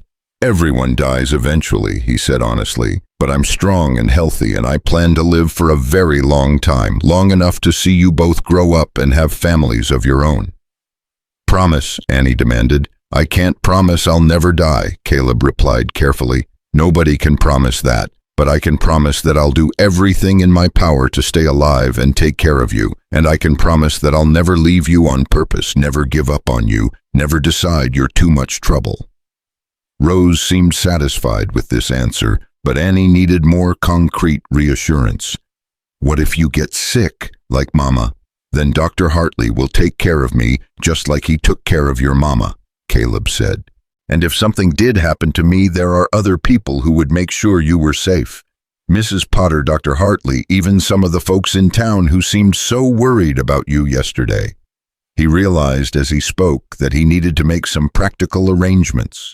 Legal documents, financial provisions, a network of support that would ensure the girl's welfare regardless of what happened to him. The responsibility felt overwhelming but also clarifying. For the first time in years, he had something worth planning for. Breakfast was a subdued affair. Caleb prepared cornmeal porridge with dried berries and honey comfort food that would be easy for upset stomachs to handle. Annie picked at her food listlessly while Rose ate with mechanical precision, as if nutrition were a necessary task to be completed rather than a pleasure to be enjoyed.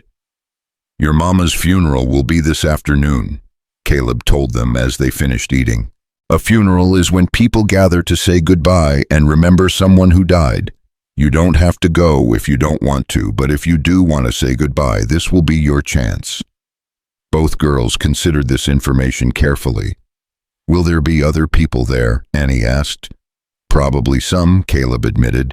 "People from town who knew your mama, maybe some folks who just want to show their respect."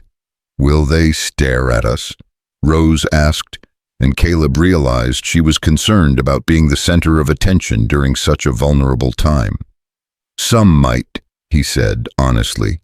"People are curious about you girls, especially after what happened yesterday in the town square. But I'll be with you the whole time, and if anyone bothers you or makes you uncomfortable, we'll leave." Annie looked to Rose, seeking guidance from her more thoughtful sister. Rose considered for a long moment before nodding decisively. "We should go," she said. "Mama would want us to say goodbye properly." The hours before the funeral passed slowly. Caleb kept the girls occupied with simple tasks around the cabin, feeding the chickens, gathering eggs, helping him organize tools in the workshop. The normalcy of routine seemed to provide some comfort, giving them something concrete to focus on besides their grief. In the early afternoon, Caleb hitched up a small cart he'd built for hauling supplies, making it comfortable with blankets and cushions for the girls to ride in. The journey down to town felt different this time, more solemn, weighted with the finality of what they were going to witness. The funeral was held in the small cemetery behind the town's only church, a simple wooden structure that served multiple denominations depending on which circuit preacher happened to be passing through. A modest crowd had gathered, perhaps 20 people in total, including Dr. Hartley, Mrs. Potter, several of the townspeople who had witnessed yesterday's dramatic adoption, and a few others who had known Margaret during her brief time in Timber Hollow. Reverend Alcott, despite his earlier objections to Caleb's guardianship, conducted the service with dignity and compassion. He spoke about Margaret's courage in the face of terminal illness, her devotion to her children, and the difficult choices that frontier life sometimes demanded of good people. Margaret Donnelly was a woman who understood that love sometimes requires sacrifice. The Reverend said, his voice carrying clearly across the small gathering. She gave up her most precious possessions, her beloved daughters, not because she didn't want them, but because she wanted them to have the best possible future. Caleb stood with one hand on each girl's shoulder, feeling them lean against him for support. As the simple wooden coffin was lowered into the ground, Annie cried quietly, but Rose remained dry-eyed and still, her grief too deep for tears. When the service concluded and people began to disperse, several townspeople approached to offer condolences and support. Dr. Hartley shook Caleb's hand and reminded him that medical care was always available if needed. Mrs. Potter presented the girls with a small bundle of their mother's belongings that hadn't fit in the wooden box.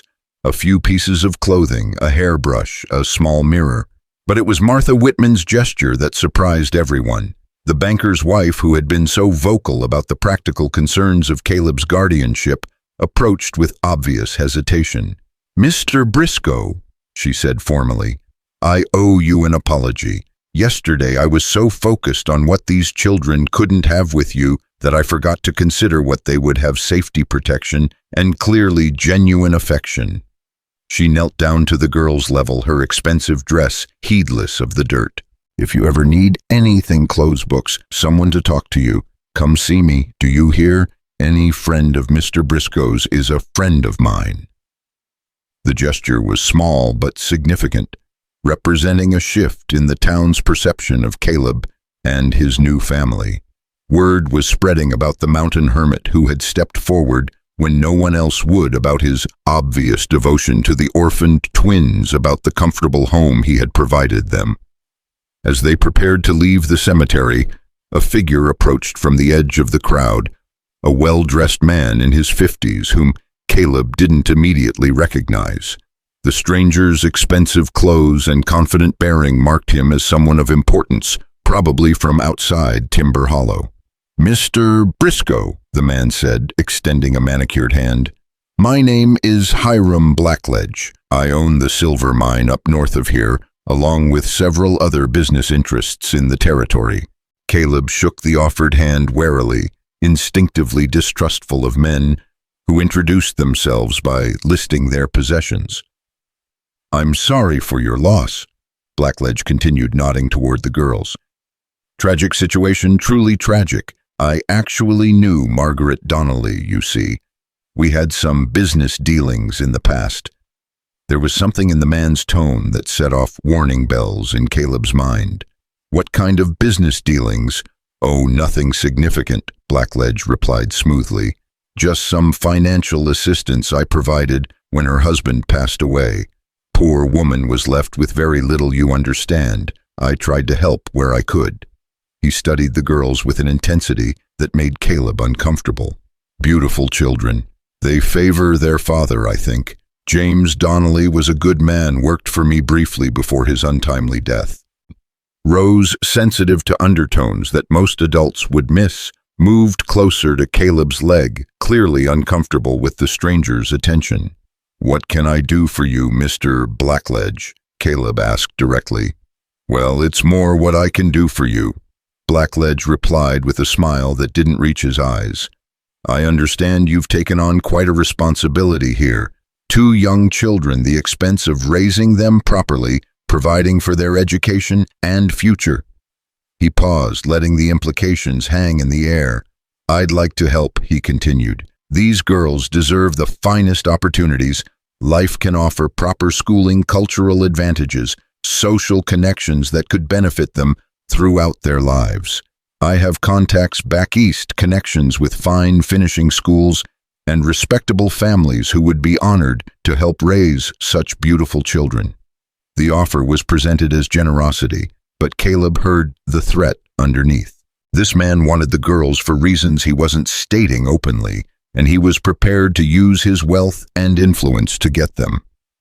That's generous of you, Caleb replied carefully, but they have everything they need right here. Blackledge's smile became more forced. Come now, Mr. Brisco, be realistic. You're a bachelor living in isolation with no experience raising children and limited resources. These girls need proper female guidance, educational opportunities, preparation for their roles as young ladies in society.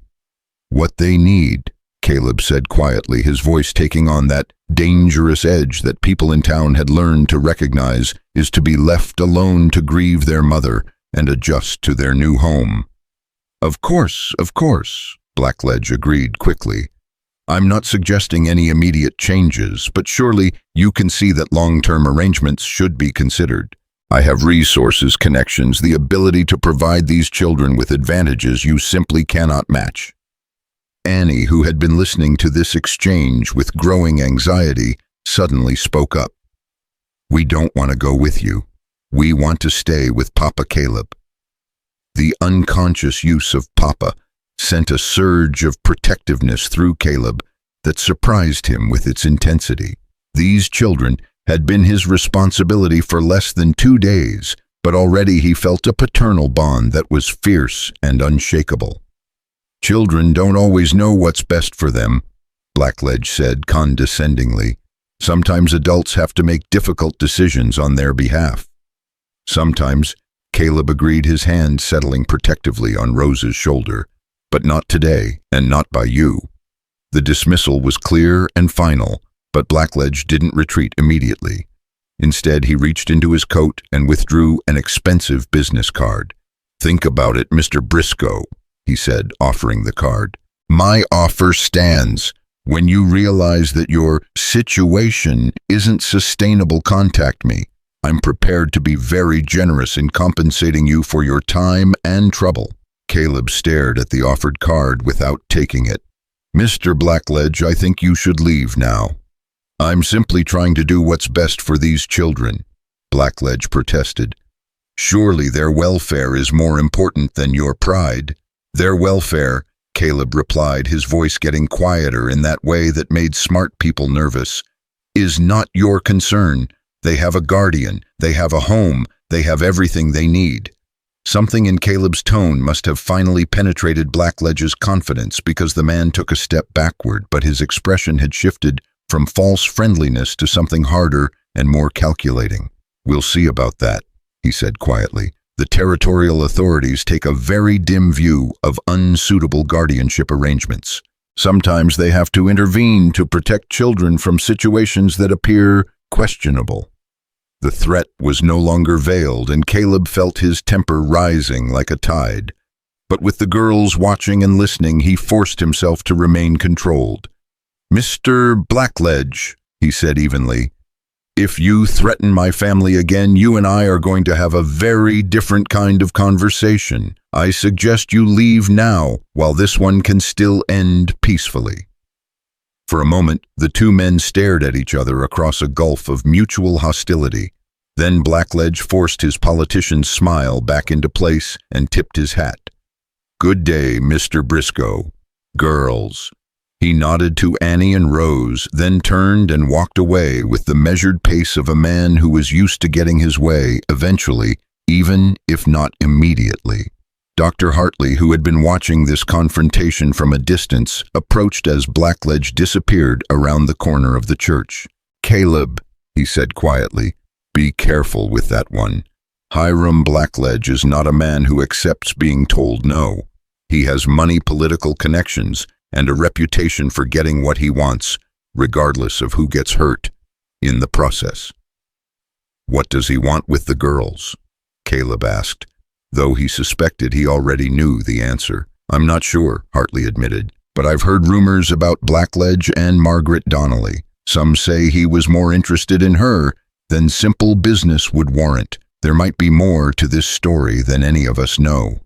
As they rode back up the mountain in the gathering dusk, both girls were quiet and thoughtful. The day had been overwhelming grief, formal ritual, social interaction, and now the emergence of a potential threat to their newfound security.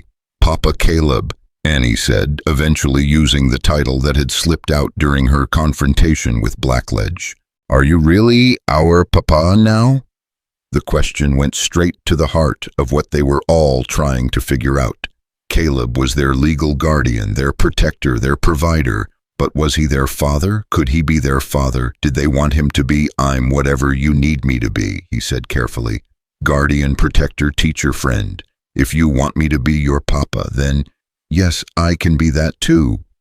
"What should we call you?" Rose asked, ever practical. Caleb considered this as they climbed higher into the mountains, leaving the complications of town life behind them. "What feels right to you?" Both girls thought about this seriously.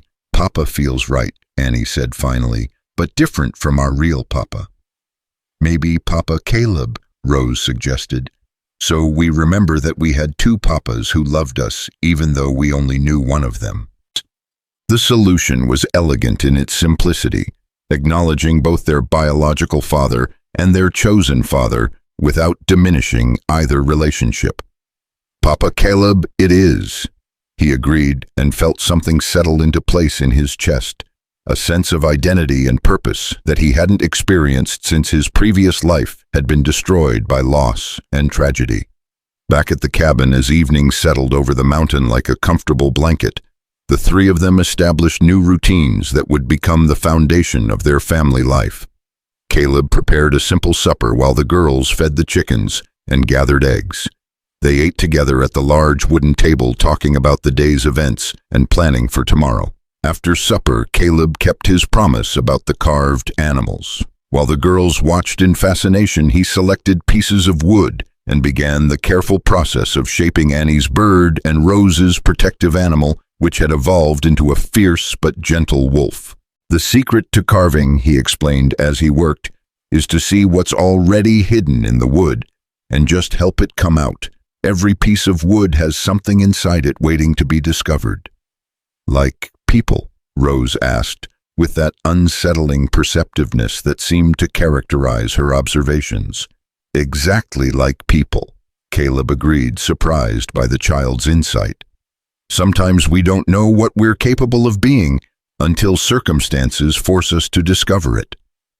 As the girls settled into bed that night, their second night in their new home, their first night as acknowledged orphans, Caleb told them stories about the mountain, about the animals that lived there, and the cycles of seasons that governed life at high altitude.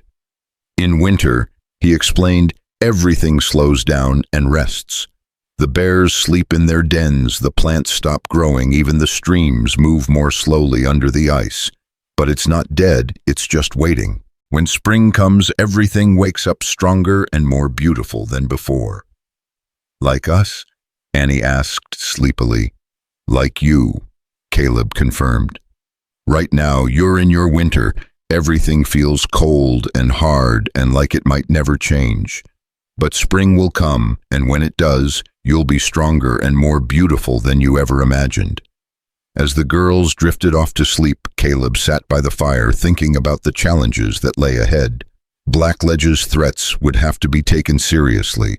The man had resources and connections that could make trouble for a hermit with no legal training and few allies. There would be practical difficulties too, expanding the cabin, ensuring adequate education for the girls, preparing them for eventual integration into society, if that's what they chose. But there would also be rewards he was only beginning to understand. The sound of children's laughter echoing off the cabin walls, the pleasure of teaching eager young minds about the world around them, the deep satisfaction of being needed, of having his knowledge and skills matter to someone other than himself. Most importantly, there would be love, the gradual building of bonds that were chosen rather than biological, tested by adversity, rather than taken for granted, strengthened by mutual commitment rather than mere obligation. Outside the cabin windows, the mountain night settled around them like a protective embrace.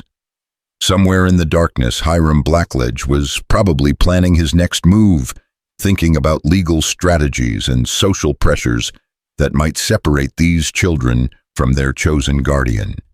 But here, in the warm glow of the firelight, three people who had found each other in their darkest moments were beginning the slow, patient work of becoming a family.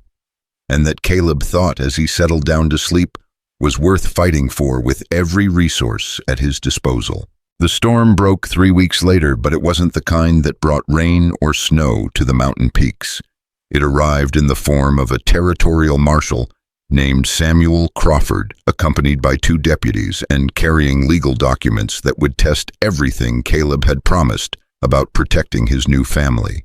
The morning had started peacefully enough. Annie and Rose had fallen into comfortable routines that blended the rhythms of mountain life with the needs of growing children. Annie had claimed responsibility for the chickens, naming each hen with elaborate ceremony and reporting their daily egg production with the seriousness of a bank accountant. Rose had gravitated toward the garden, helping Caleb harvest the last vegetables before winter and learning to preserve them in the root cellar. Both girls were thriving in ways that surprised even Caleb. The mountain air had brought roses to their cheeks, and the steady routine of useful work had given them confidence and purpose. More importantly, they were beginning to heal from their mother's death, transitioning from raw grief to the quieter sadness of acceptance. "Papa Caleb," Annie called from the chicken coop that morning. "Henrietta laid 2 eggs today. She's never done that before." "Maybe she's trying to help us get ready for winter," Caleb replied from where he was splitting firewood near the cabin. "Animals know when the seasons are changing, even when we don't notice." Rose looked up from the herb garden where she was gathering the last of the sage and thyme. "How do they know?" "Instinct," Caleb explained, setting down his axe and wiping sweat from his forehead. "They feel changes in the air, see differences in the light, sense things that our civilized minds have forgotten how to notice." "Are we civilized?" Rose asked with that thoughtful tone that characterized her most serious questions. "We're learning to be something better," Caleb replied after considering the question. "Civilized enough to live peacefully with others, but wild enough to take care of ourselves when we need to." It was then that they heard the sound of horses climbing the mountain trail, multiple horses moving with the steady pace of men on official business. Caleb's hand instinctively moved to the rifle that leaned against the woodpile, then stopped as he recognized the futility of such preparations. Whatever was coming couldn't be solved with weapons. "Girls," he said quietly, his voice carrying the calm authority they had learned to trust. "Go inside and stay there until I call for you." Both children obeyed immediately, but Caleb caught Rose's backward glance. She had inherited her mother's ability to sense trouble even when it came dressed in official clothes and formal politeness. The three riders who emerged from the tree line were exactly what Caleb had expected. Territorial law enforcement armed with writs and warrants, and the absolute certainty that came with representing governmental authority. Marshall Crawford was a man in his 40s with gray temples and the weathered face of someone who had spent his career dealing with frontier disputes. His deputies were younger, nervous, clearly uncomfortable with their mission. "Mr. Caleb Brisco," Crawford asked, dismounting with the careful movements of a man who had ridden hard and far. "That's right," Caleb replied, stepping forward but keeping his distance. "What can I do for you, Marshal?" Crawford reached into his coat and withdrew a folded document sealed with official wax. "I have here a writ of habeas corpus concerning the custody of two minor children, Annie and Rose Donnelly. You're ordered to produce said children before the territorial court in Denver for a hearing regarding their proper guardianship." The words hit Caleb like physical blows, but he kept his expression neutral. "On whose authority?"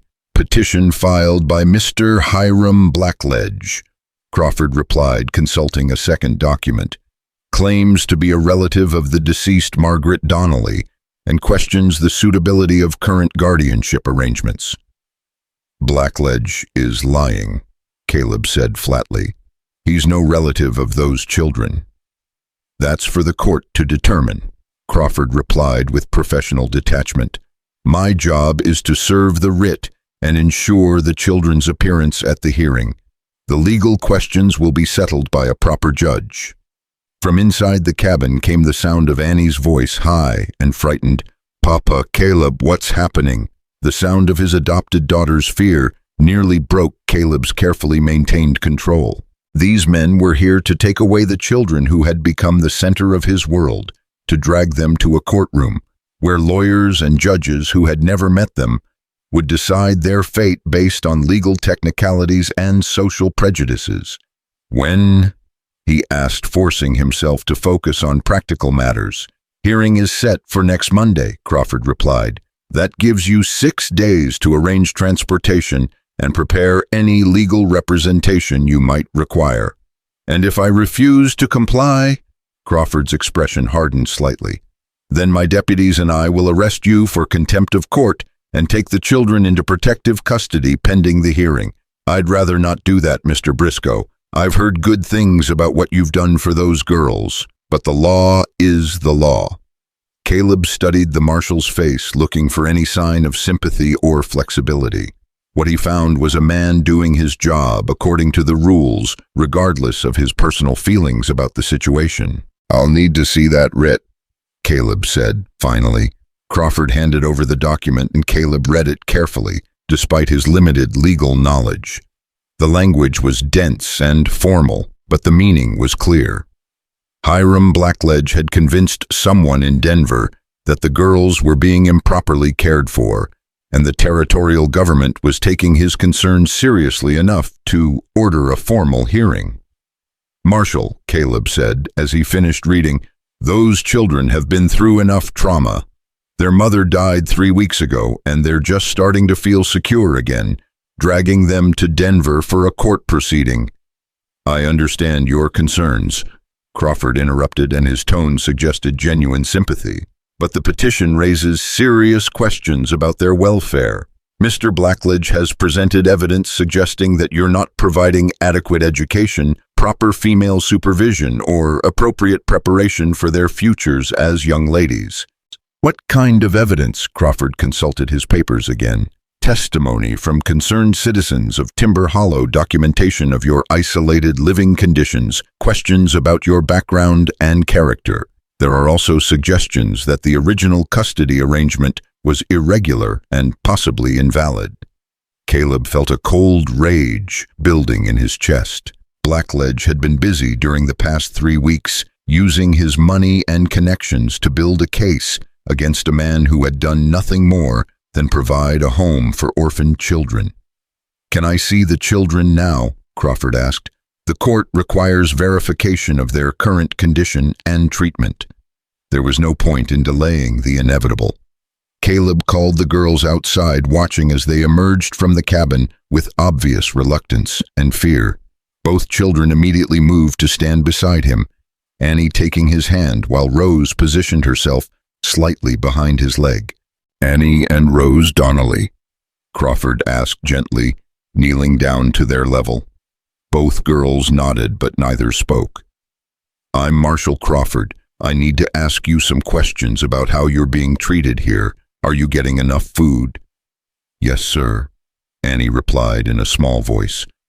"Are you being hurt or frightened by anyone?" "No, sir," Rose answered quietly. "Do you have warm clothes and a safe place to sleep?" "Yes, sir," they replied in unison.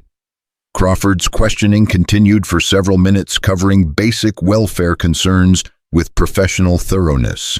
Despite their obvious fear of the situation, both girls answered honestly, providing clear evidence that they were well cared for and genuinely happy in their mountain home.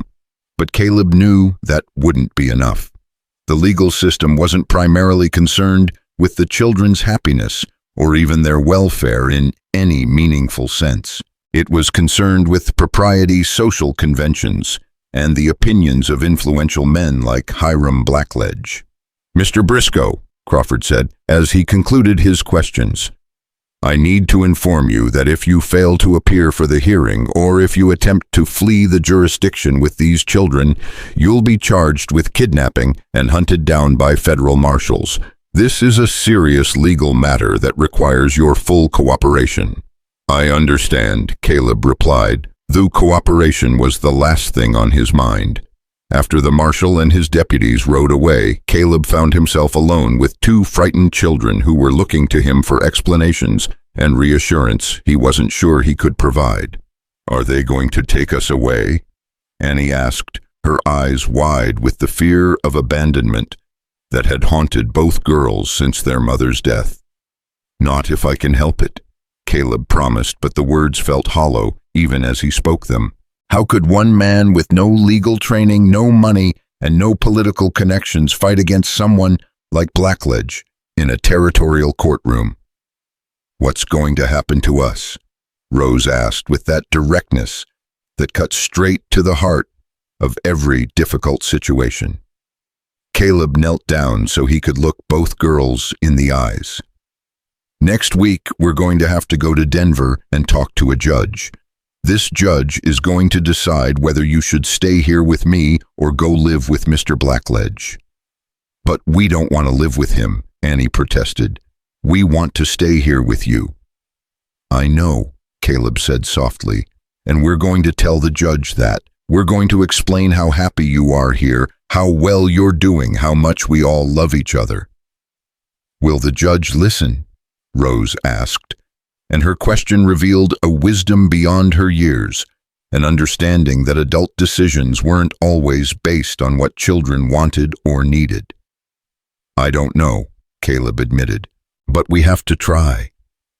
That evening, after the girls had gone to bed, Caleb sat by the fire trying to develop some kind of strategy for the coming legal battle.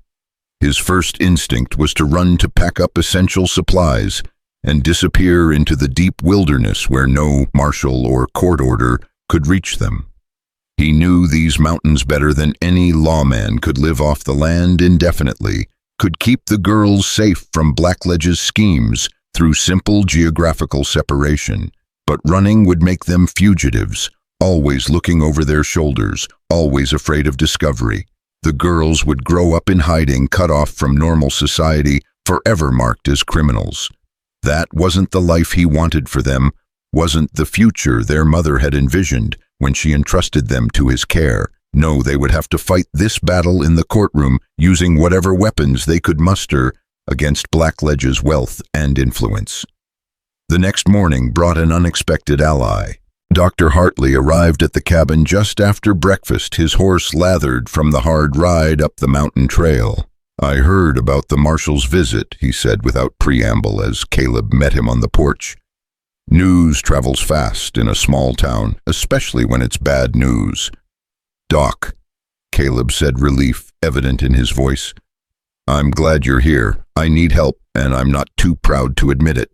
"That's exactly what I was hoping to hear," Hartley replied. "I've been thinking about this situation since yesterday. and I believe I know someone who can help you."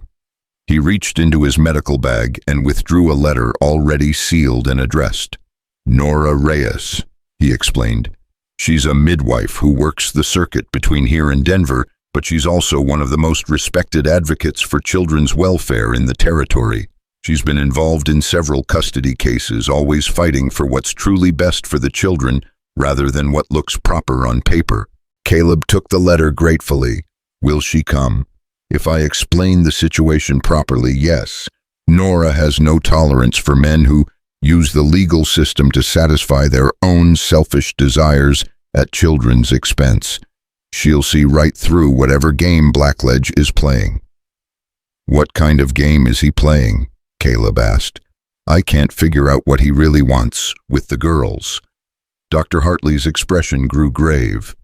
"I've been asking around, talking to people who knew Margaret before she came to Timber Hollow. The story I'm hearing isn't pretty." He paused, glancing toward the cabin where the girls were helping each other get dressed for the day. "It seems Blackledge had what you might call an unhealthy interest in Margaret Donnelly. He provided her with financial assistance after her husband died, but his generosity came with expectations that she wasn't willing to fulfill. When she refused his advances and left his employment, he threatened to ruin her financially." "So this is about revenge," Caleb said, pieces of the puzzle falling into place. "Partly," Hartley agreed, "but I think it's also about control. Margaret escaped his influence by dying, but her daughters represent a second chance for him to have power over something that belonged to her." The thought of Blackledge gaining custody of Annie and Rose for such twisted reasons made Caleb's blood run cold. These innocent children would become pawns in a dead woman's unfinished conflict, raised by a man who saw them as objects rather than human beings. "There's something else," Hartley continued. "I've been doing some research into Blackledge's background. The man has a pattern of taking in young women under the guise of providing them with opportunities, then exploiting them in various ways. Nothing criminal enough to prosecute, but a clear pattern of predatory behavior. You think he's planning to—" Caleb couldn't finish the sentence, the implications too horrible to voice. "I think he's planning to raise those girls to be dependent on him, grateful to him, malleable to his will. Whether that leads to inappropriate relationships later, I can't say. But I know it won't lead to the kind of independent, strong women their mother wanted them to become." The conversation was interrupted by the appearance of the girls themselves emerging from the cabin with their usual morning energy despite the previous day's frightening events. "Dr. Hartley," Annie exclaimed, running to embrace the familiar figure. "Are you here to check if we're sick?" "I'm here to check if you're happy," Hartley replied with a smile, kneeling down to accept her hug. "And from what I can see, you're very happy indeed." "We are," Rose confirmed, approaching more slowly, but with obvious pleasure at seeing a friendly face. "Papa Caleb takes good care of us." "I can see that," Hartley agreed, making a mental note of the girls' healthy appearance, their clean clothes, their obvious comfort with their guardian. "You've both grown since I saw you last." Over the next few days, help arrived from unexpected quarters. Nora Reyes appeared at the cabin on Thursday afternoon, a woman in her 40s with graying hair and the kind of no-nonsense competence that inspired immediate confidence.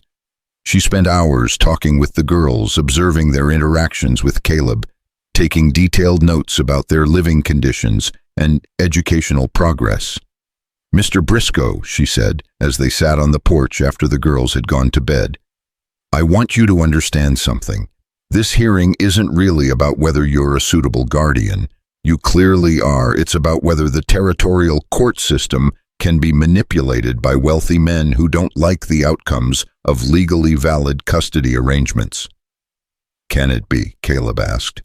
"Sometimes," Nora admitted, "but not if we present our case properly. Not if we make it clear to the judge exactly what kind of man Blackledge is and what his real motivations are." She opened her leather portfolio and withdrew a thick folder of documents. "I've been busy since Dr. Hartley contacted me," she explained, Testimonials from people who know you, documentation of the girl's progress under your care, evidence of Blackledge's questionable past behavior. We're going to fight this with facts, not just emotions. The testimonials were a surprise. Mrs. Potter had written a detailed account of Margaret Donnelly's final wishes and her explicit choice of Caleb as guardian. Sarah Jenkins, the schoolteacher, had documented the girls' obvious intelligence and curiosity, noting that they were receiving better individual attention than most children in formal school settings. Even Reverend Alcott, despite his earlier objections, had provided a statement acknowledging Caleb's character and the children's obvious well-being. But the most powerful weapon in their arsenal came from an unexpected source. Henrik Larsson, the town blacksmith, had spent his own money to hire a Denver investigator to look into Blackledge's background. What the investigator had discovered was damning a pattern of exploitation, financial manipulation, and inappropriate relationships that painted a clear picture of a predatory man who used his wealth and position to take advantage of vulnerable women and children. The question, Nora said, as they reviewed the evidence, is whether Judge Morrison will be willing to consider this information. Blackledge has political connections, and territorial judges are appointed rather than elected. They sometimes feel more loyalty to influential men than to abstract concepts of justice. What are our chances? Caleb asked bluntly. If we get a fair hearing, we win, Nora replied. The evidence is overwhelming, but if the judge has already made up his mind based on Blackledge's influence. She didn't need to finish the sentence. They both understood that justice and law weren't always the same thing, especially on the frontier where personal connections often mattered more than legal precedent. Sunday night, their last evening before the journey to Denver, Caleb found himself unable to sleep. He sat by the dying fire watching the girls sleep peacefully in their bed, trying to memorize every detail of their faces, in case this was the last night they would spend as a family. Rose stirred in her sleep, making soft, murmuring sounds that suggested troubled dreams. Caleb moved quietly to the bedside, sitting on the edge and placing a gentle hand on her forehead until her breathing returned to normal. "Papa, Caleb," Annie whispered, her eyes opening in the dim light. "I'm here," he replied softly. "Just checking on you." "Are we going to be okay?" she asked, voicing the fear that had been haunting all of them.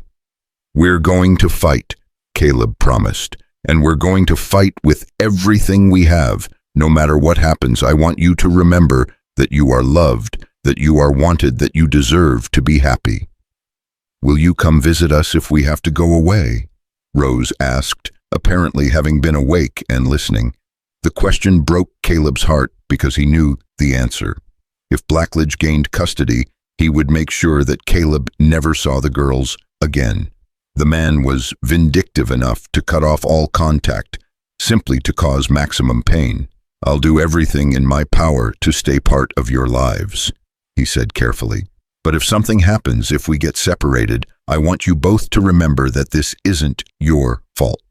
Sometimes bad people do bad things, and good people get hurt. That doesn't mean you did anything wrong." Both girls sat up in bed, sensing the gravity of what might be their final conversation as a family. "We don't want anyone else to be our papa," Annie said firmly. "Only you. And I don't want any other children but you two," Caleb replied, his voice thick with emotion. "You've made me happier than I ever thought I could be again." They spent the next hour talking quietly about memories they had made together, about the carved animals on the mantel, about the chickens and the garden and all the small details that had become the foundation of their shared life. Finally, as both girls drifted back to sleep, Caleb returned to his chair by the fire. Tomorrow they would begin the journey to Denver, where lawyers and judges would decide the fate of two small children based on legal arguments and social prejudices. The outcome was far from certain, but Caleb had done everything he could to prepare for the battle ahead. Whatever happened in that courtroom, he had kept his promise to Margaret Donnelly. He had given her daughters a home, had shown them love, had proven that family was about choice rather than blood. Even if the legal system failed them, even if wealth and influence triumphed over justice and compassion, no one could take away the reality of what they had built together. As the fire burned down to glowing embers, and the mountain night settled around the cabin like a protective embrace, Caleb made his own silent promise. He would fight for these children with every resource at his disposal, would challenge every legal maneuver, would expose every lie and manipulation that Blackledge tried to use against them. And if the legal system failed them, if corruption and influence proved stronger than truth and justice, then he would find other ways to protect his daughters. The mountains were vast, the wilderness deep, and a man with nothing left to lose could be more dangerous than any lawyer or judge. But for now, there was only the quiet peace of a family, spending what might be their last night together, and the fading warmth of a fire that had witnessed the birth of something precious and irreplaceable. The Denver courthouse loomed against the gray October sky like a monument to formal justice, its stone columns and brass fixtures designed to intimidate those who dared challenge the established order.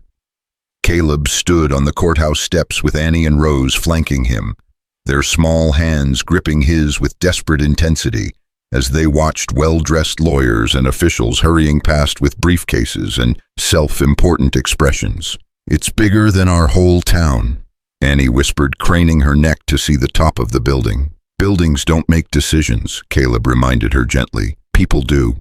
And we're going to talk to the person who makes this decision, going to tell him the truth about our family."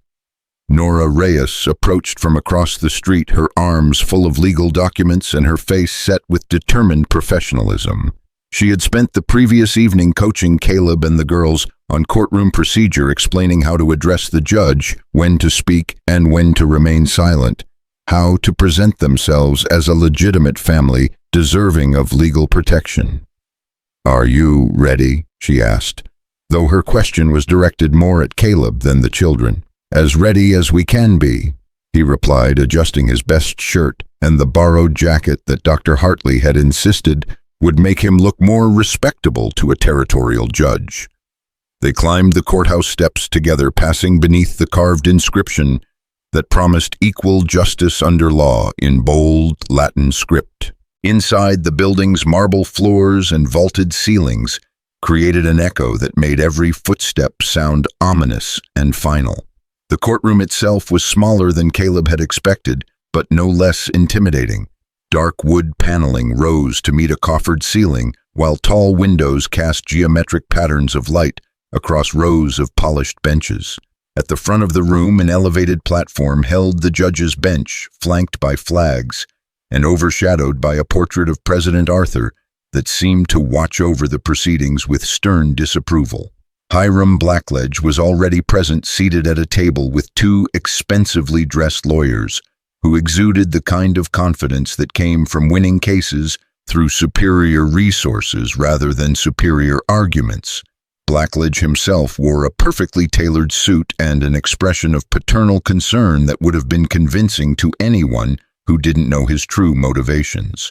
When he saw Caleb and the girls enter, Blackledge's facade slipped for just a moment, revealing the calculating predator beneath the veneer of respectability.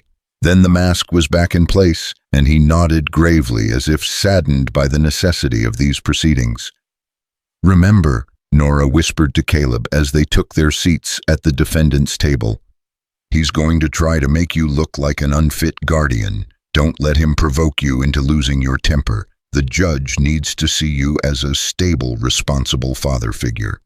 Judge William Morrison entered the courtroom with the theatrical flourish that frontier judges often cultivated to enhance their authority. He was a man in his 60s with silver hair and penetrating blue eyes that missed nothing as they surveyed the assembled parties. His black robes rustled as he settled into his chair and called the court to session. "The matter before us today," Judge Morrison began, his voice carrying easily through the courtroom, "concerns the custody of two minor children, Annie and Rose Donnelly, currently under the guardianship of Mr. Caleb Brisco. Mr. Hiram Blackledge has petitioned this court to review the legitimacy of that guardianship and to consider alternative arrangements for the children's welfare. He turned his attention to Blackledge's legal team. "Counselor Patterson, please present your client's case." James Patterson, Blackledge's lead attorney, rose with practiced smoothness. He was a man who clearly relished the theater of legal proceedings, gesturing dramatically as he outlined his client's concerns about two innocent children being raised by an unsuitable guardian in dangerous isolation. "Your Honor," Patterson began, "my client comes before this court not as a stranger seeking to interfere in family matters, but as a concerned relative who has discovered that his late cousin's children are being raised under conditions that can only be described as shocking and inappropriate."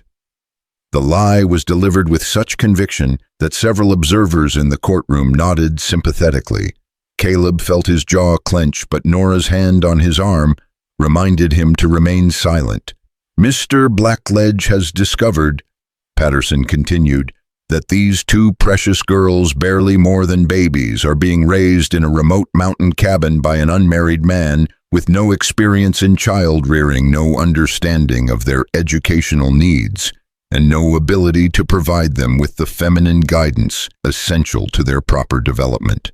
Patterson painted a picture of the girls as helpless victims of a well-meaning but misguided hermit who had taken on responsibilities he was utterly unequipped to handle. He spoke of the isolation of the mountain cabin, the lack of formal schooling, the absence of female supervision, and the questionable circumstances surrounding the original custody arrangement. "Furthermore, Your Honor," Patterson said, building to his climax, "my client has evidence that the original transfer of custody was irregular and possibly invalid. The deceased mother was clearly not in her right mind during her final illness, and the so-called adoption was conducted without proper legal oversight or community approval." When Patterson finished his opening statement, Judge Morrison turned to Nora with an expression that suggested he was already leaning toward Blackledge's position. "Ms. Reyes, please present your response to these concerns." Nora rose with quiet dignity, her plain dress and simple manner contrasting sharply with the theatrical display they had just witnessed. But when she spoke, her voice carried the unmistakable authority of someone who had spent her career fighting for children's welfare. "Your Honor," she began, "the gentleman who just addressed this court has painted a picture that bears no resemblance to reality. He speaks of isolation, neglect, and improper care, but he has offered no evidence to support these claims because no such evidence exists." She gestured toward Annie and Rose, who sat quietly beside Caleb, their clean clothes and healthy appearance contradicting every accusation that had been made against their guardian. "Look at these children, Your Honor. Do they appear neglected?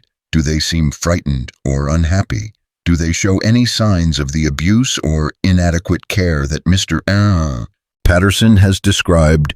Judge Morrison did look at the girls, studying their faces with the careful attention of a man trained to evaluate evidence. What he saw were two children who were obviously well cared for, properly dressed, and completely comfortable with the man they called their father. "Mr. Brisco," the judge said suddenly, "please stand and identify yourself for the court." Caleb rose, acutely aware of how his rough frontier clothing and weathered appearance must look in this formal setting. But he met the judge's gaze, steadily drawing on the same quiet confidence that had sustained him through years of mountain winters and dangerous wildlife encounters. "I am Caleb Brisco, Your Honor, legal guardian of Annie and Rose Donnelly and their father in every way that matters."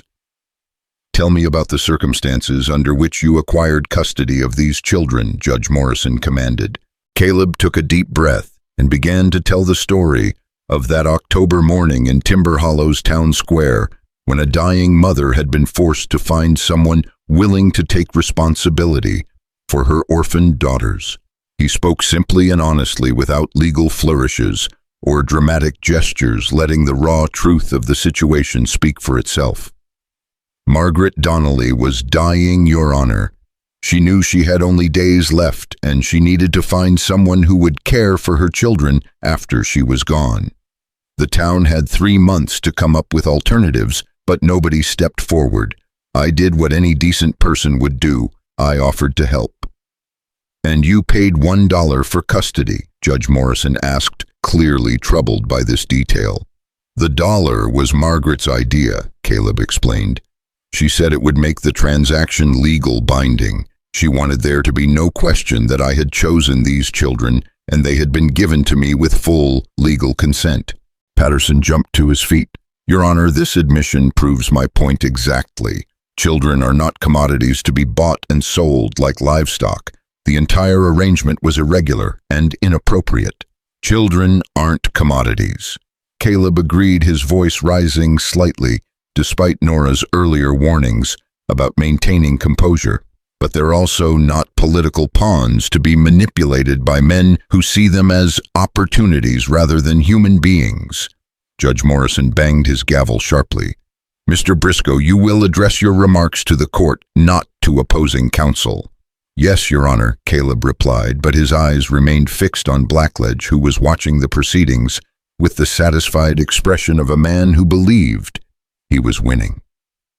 Nora called her first witness, Dr. Hartley, who testified about the girl's excellent health and obvious emotional well-being under Caleb's care. The doctor's professional credentials and objective observations carried weight with the judge, who listened carefully as Hartley described the transformation he had witnessed in both children. "When I first examined Annie and Rose," Dr. Hartley testified, "they were traumatized, grieving children who had lost everything. Today they are thriving, they have gained weight, their color is excellent, and most importantly, they show clear signs of secure attachment to their guardian." "What do you mean by secure attachment?" Judge Morrison asked. "They trust him completely," Hartley explained. "They seek comfort from him when distressed. They include him in their play and conversation. They show genuine affection rather than mere dependency. These are children who feel safe and loved." Patterson's cross-examination attempted to focus on the technical aspects of custody law and the irregularity of the original arrangement, but Dr. Hartley deflected every attack with calm professionalism. "Counselor," Hartley said in response to one particularly aggressive question, "I am a physician, not a lawyer. I cannot speak to legal technicalities, but I can tell you that these children are receiving better care than many children in traditional family situations. Their physical and emotional needs are being met completely." Nora's second witness was Mrs. Potter, who testified about Margaret Donnelly's explicit wishes regarding her daughter's future care. The boarding house proprietor's testimony was particularly damaging to Blackledge's case, as she revealed details about his inappropriate pursuit of Margaret during her final illness. He came to see her several times. Mrs. Potter testified always when she was at her weakest. He would make these offers to help with the children, but there was something about the way he looked at them, something that made Margaret very uncomfortable. "Did Mrs. Donnelly ever express concerns about Mr. Blackledge's interest in her daughters?" Nora asked. "Oh, yes," Mrs. Potter replied emphatically.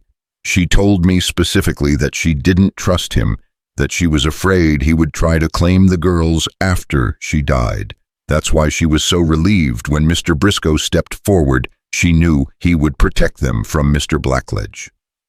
Patterson's cross-examination was brutal, attacking Mrs. Potter's credibility and suggesting that her testimony was motivated by personal animosity toward his client.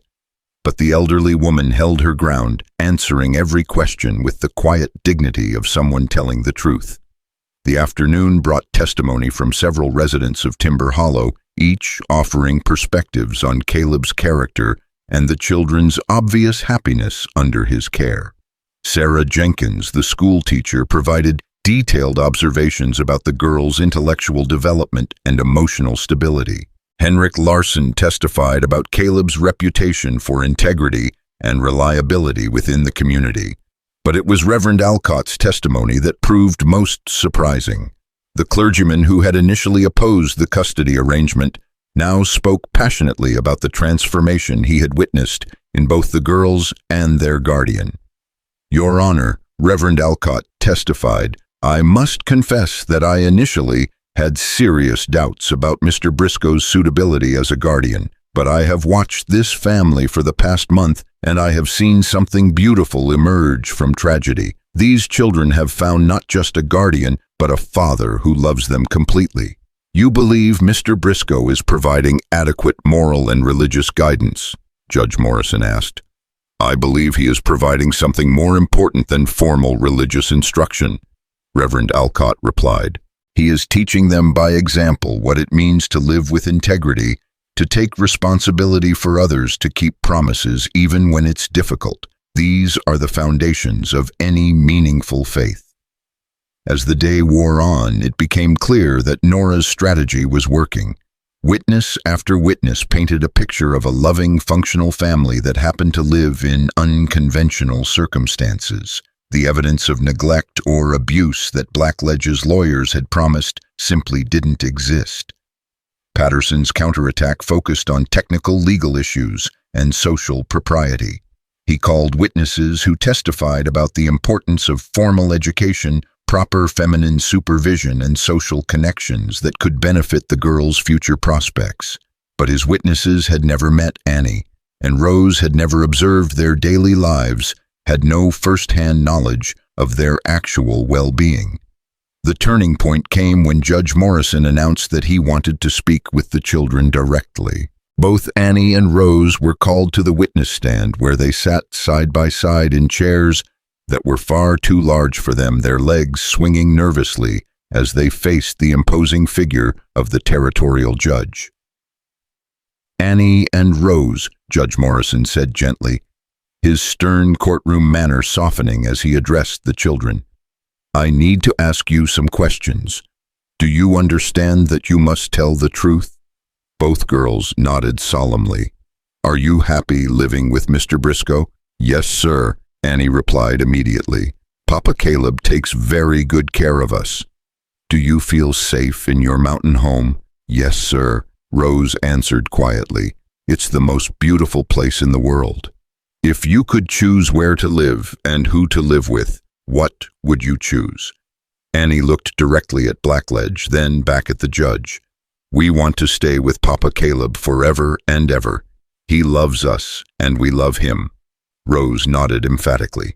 "He promised our mama he would take care of us, and he keeps his promises." Judge Morrison asked several more questions exploring the children's daily routines, their education, their understanding of their situation. With each answer, it became more obvious that these were not traumatized, neglected children, but happy, secure little girls who had found exactly what they needed in their unconventional guardian.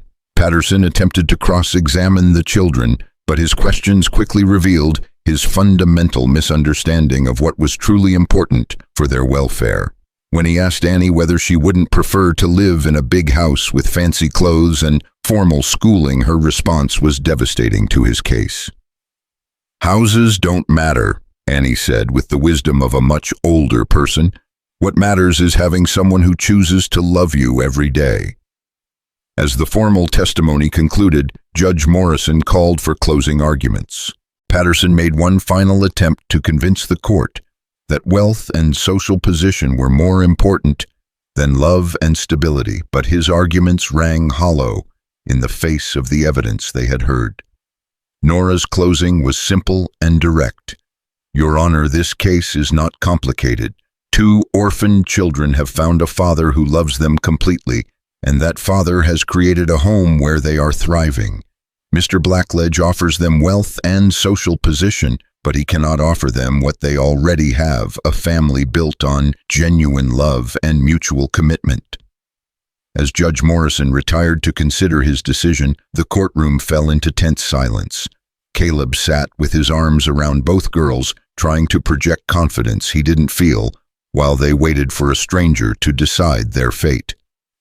When the judge returned 30 minutes later, his expression was unreadable. He settled into his chair and surveyed the courtroom before speaking. "This court has heard extensive testimony about the welfare of Annie and Rose Donnelly. and the suitability of their current guardianship arrangement.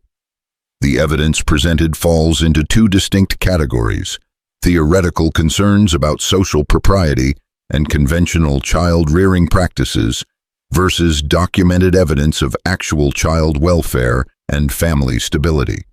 Judge Morrison paused his gaze, moving from Blackledge to Caleb to the children themselves. Mr. Patterson has argued eloquently about the importance of formal education, feminine supervision, and social advantages that wealth can provide. These are legitimate concerns that any court must consider when evaluating child welfare. Caleb felt his heart sinking, certain that the judge was about to rule against them.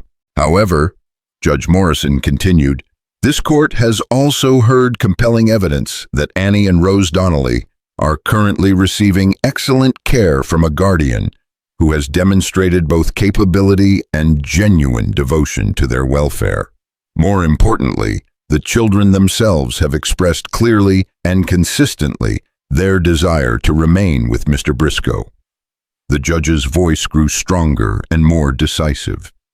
Furthermore, the court notes significant questions about Mr. Blackledge's motivations for seeking custody. The testimony suggests that his interest in these children may be connected to unresolved conflicts with their deceased mother rather than genuine concern for their well-being. Blackledge's face grew red with anger, but Patterson's restraining hand kept him from speaking. The law requires this court to act in the best interests of the children involved, not in the interests of adults who believe they know what is best. In this case, the evidence overwhelmingly demonstrates that Annie and Rose Donnelly are thriving under their current guardianship arrangement. Judge Morrison looked directly at Caleb. Mr. Brisco, this court hereby confirms your legal guardianship of Annie and Rose Donnelly. Furthermore, given the questions that have been raised about the original custody arrangement, this court formally recognizes your adoption of these children and grants you all rights and responsibilities of legal parenthood. The courtroom erupted in surprised murmurs, but Judge Morrison wasn't finished.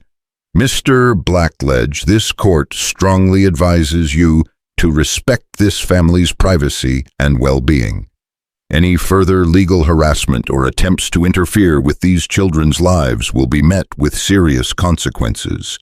As the gavel fell with finality, Annie and Rose launched themselves into Caleb's arms, crying with relief and joy. Around them, their supporters from Timber Hollow celebrated quietly, while Blackledge and his lawyers gathered their materials with obvious frustration and anger. But the real victory wasn't in the judge's ruling. It was in the moment when Rose looked up at Caleb with those dark, intelligent eyes and whispered, "We're really a family now, aren't we, Papa?" "We were always a family," Caleb replied, his voice thick with emotion. "Now it's just official."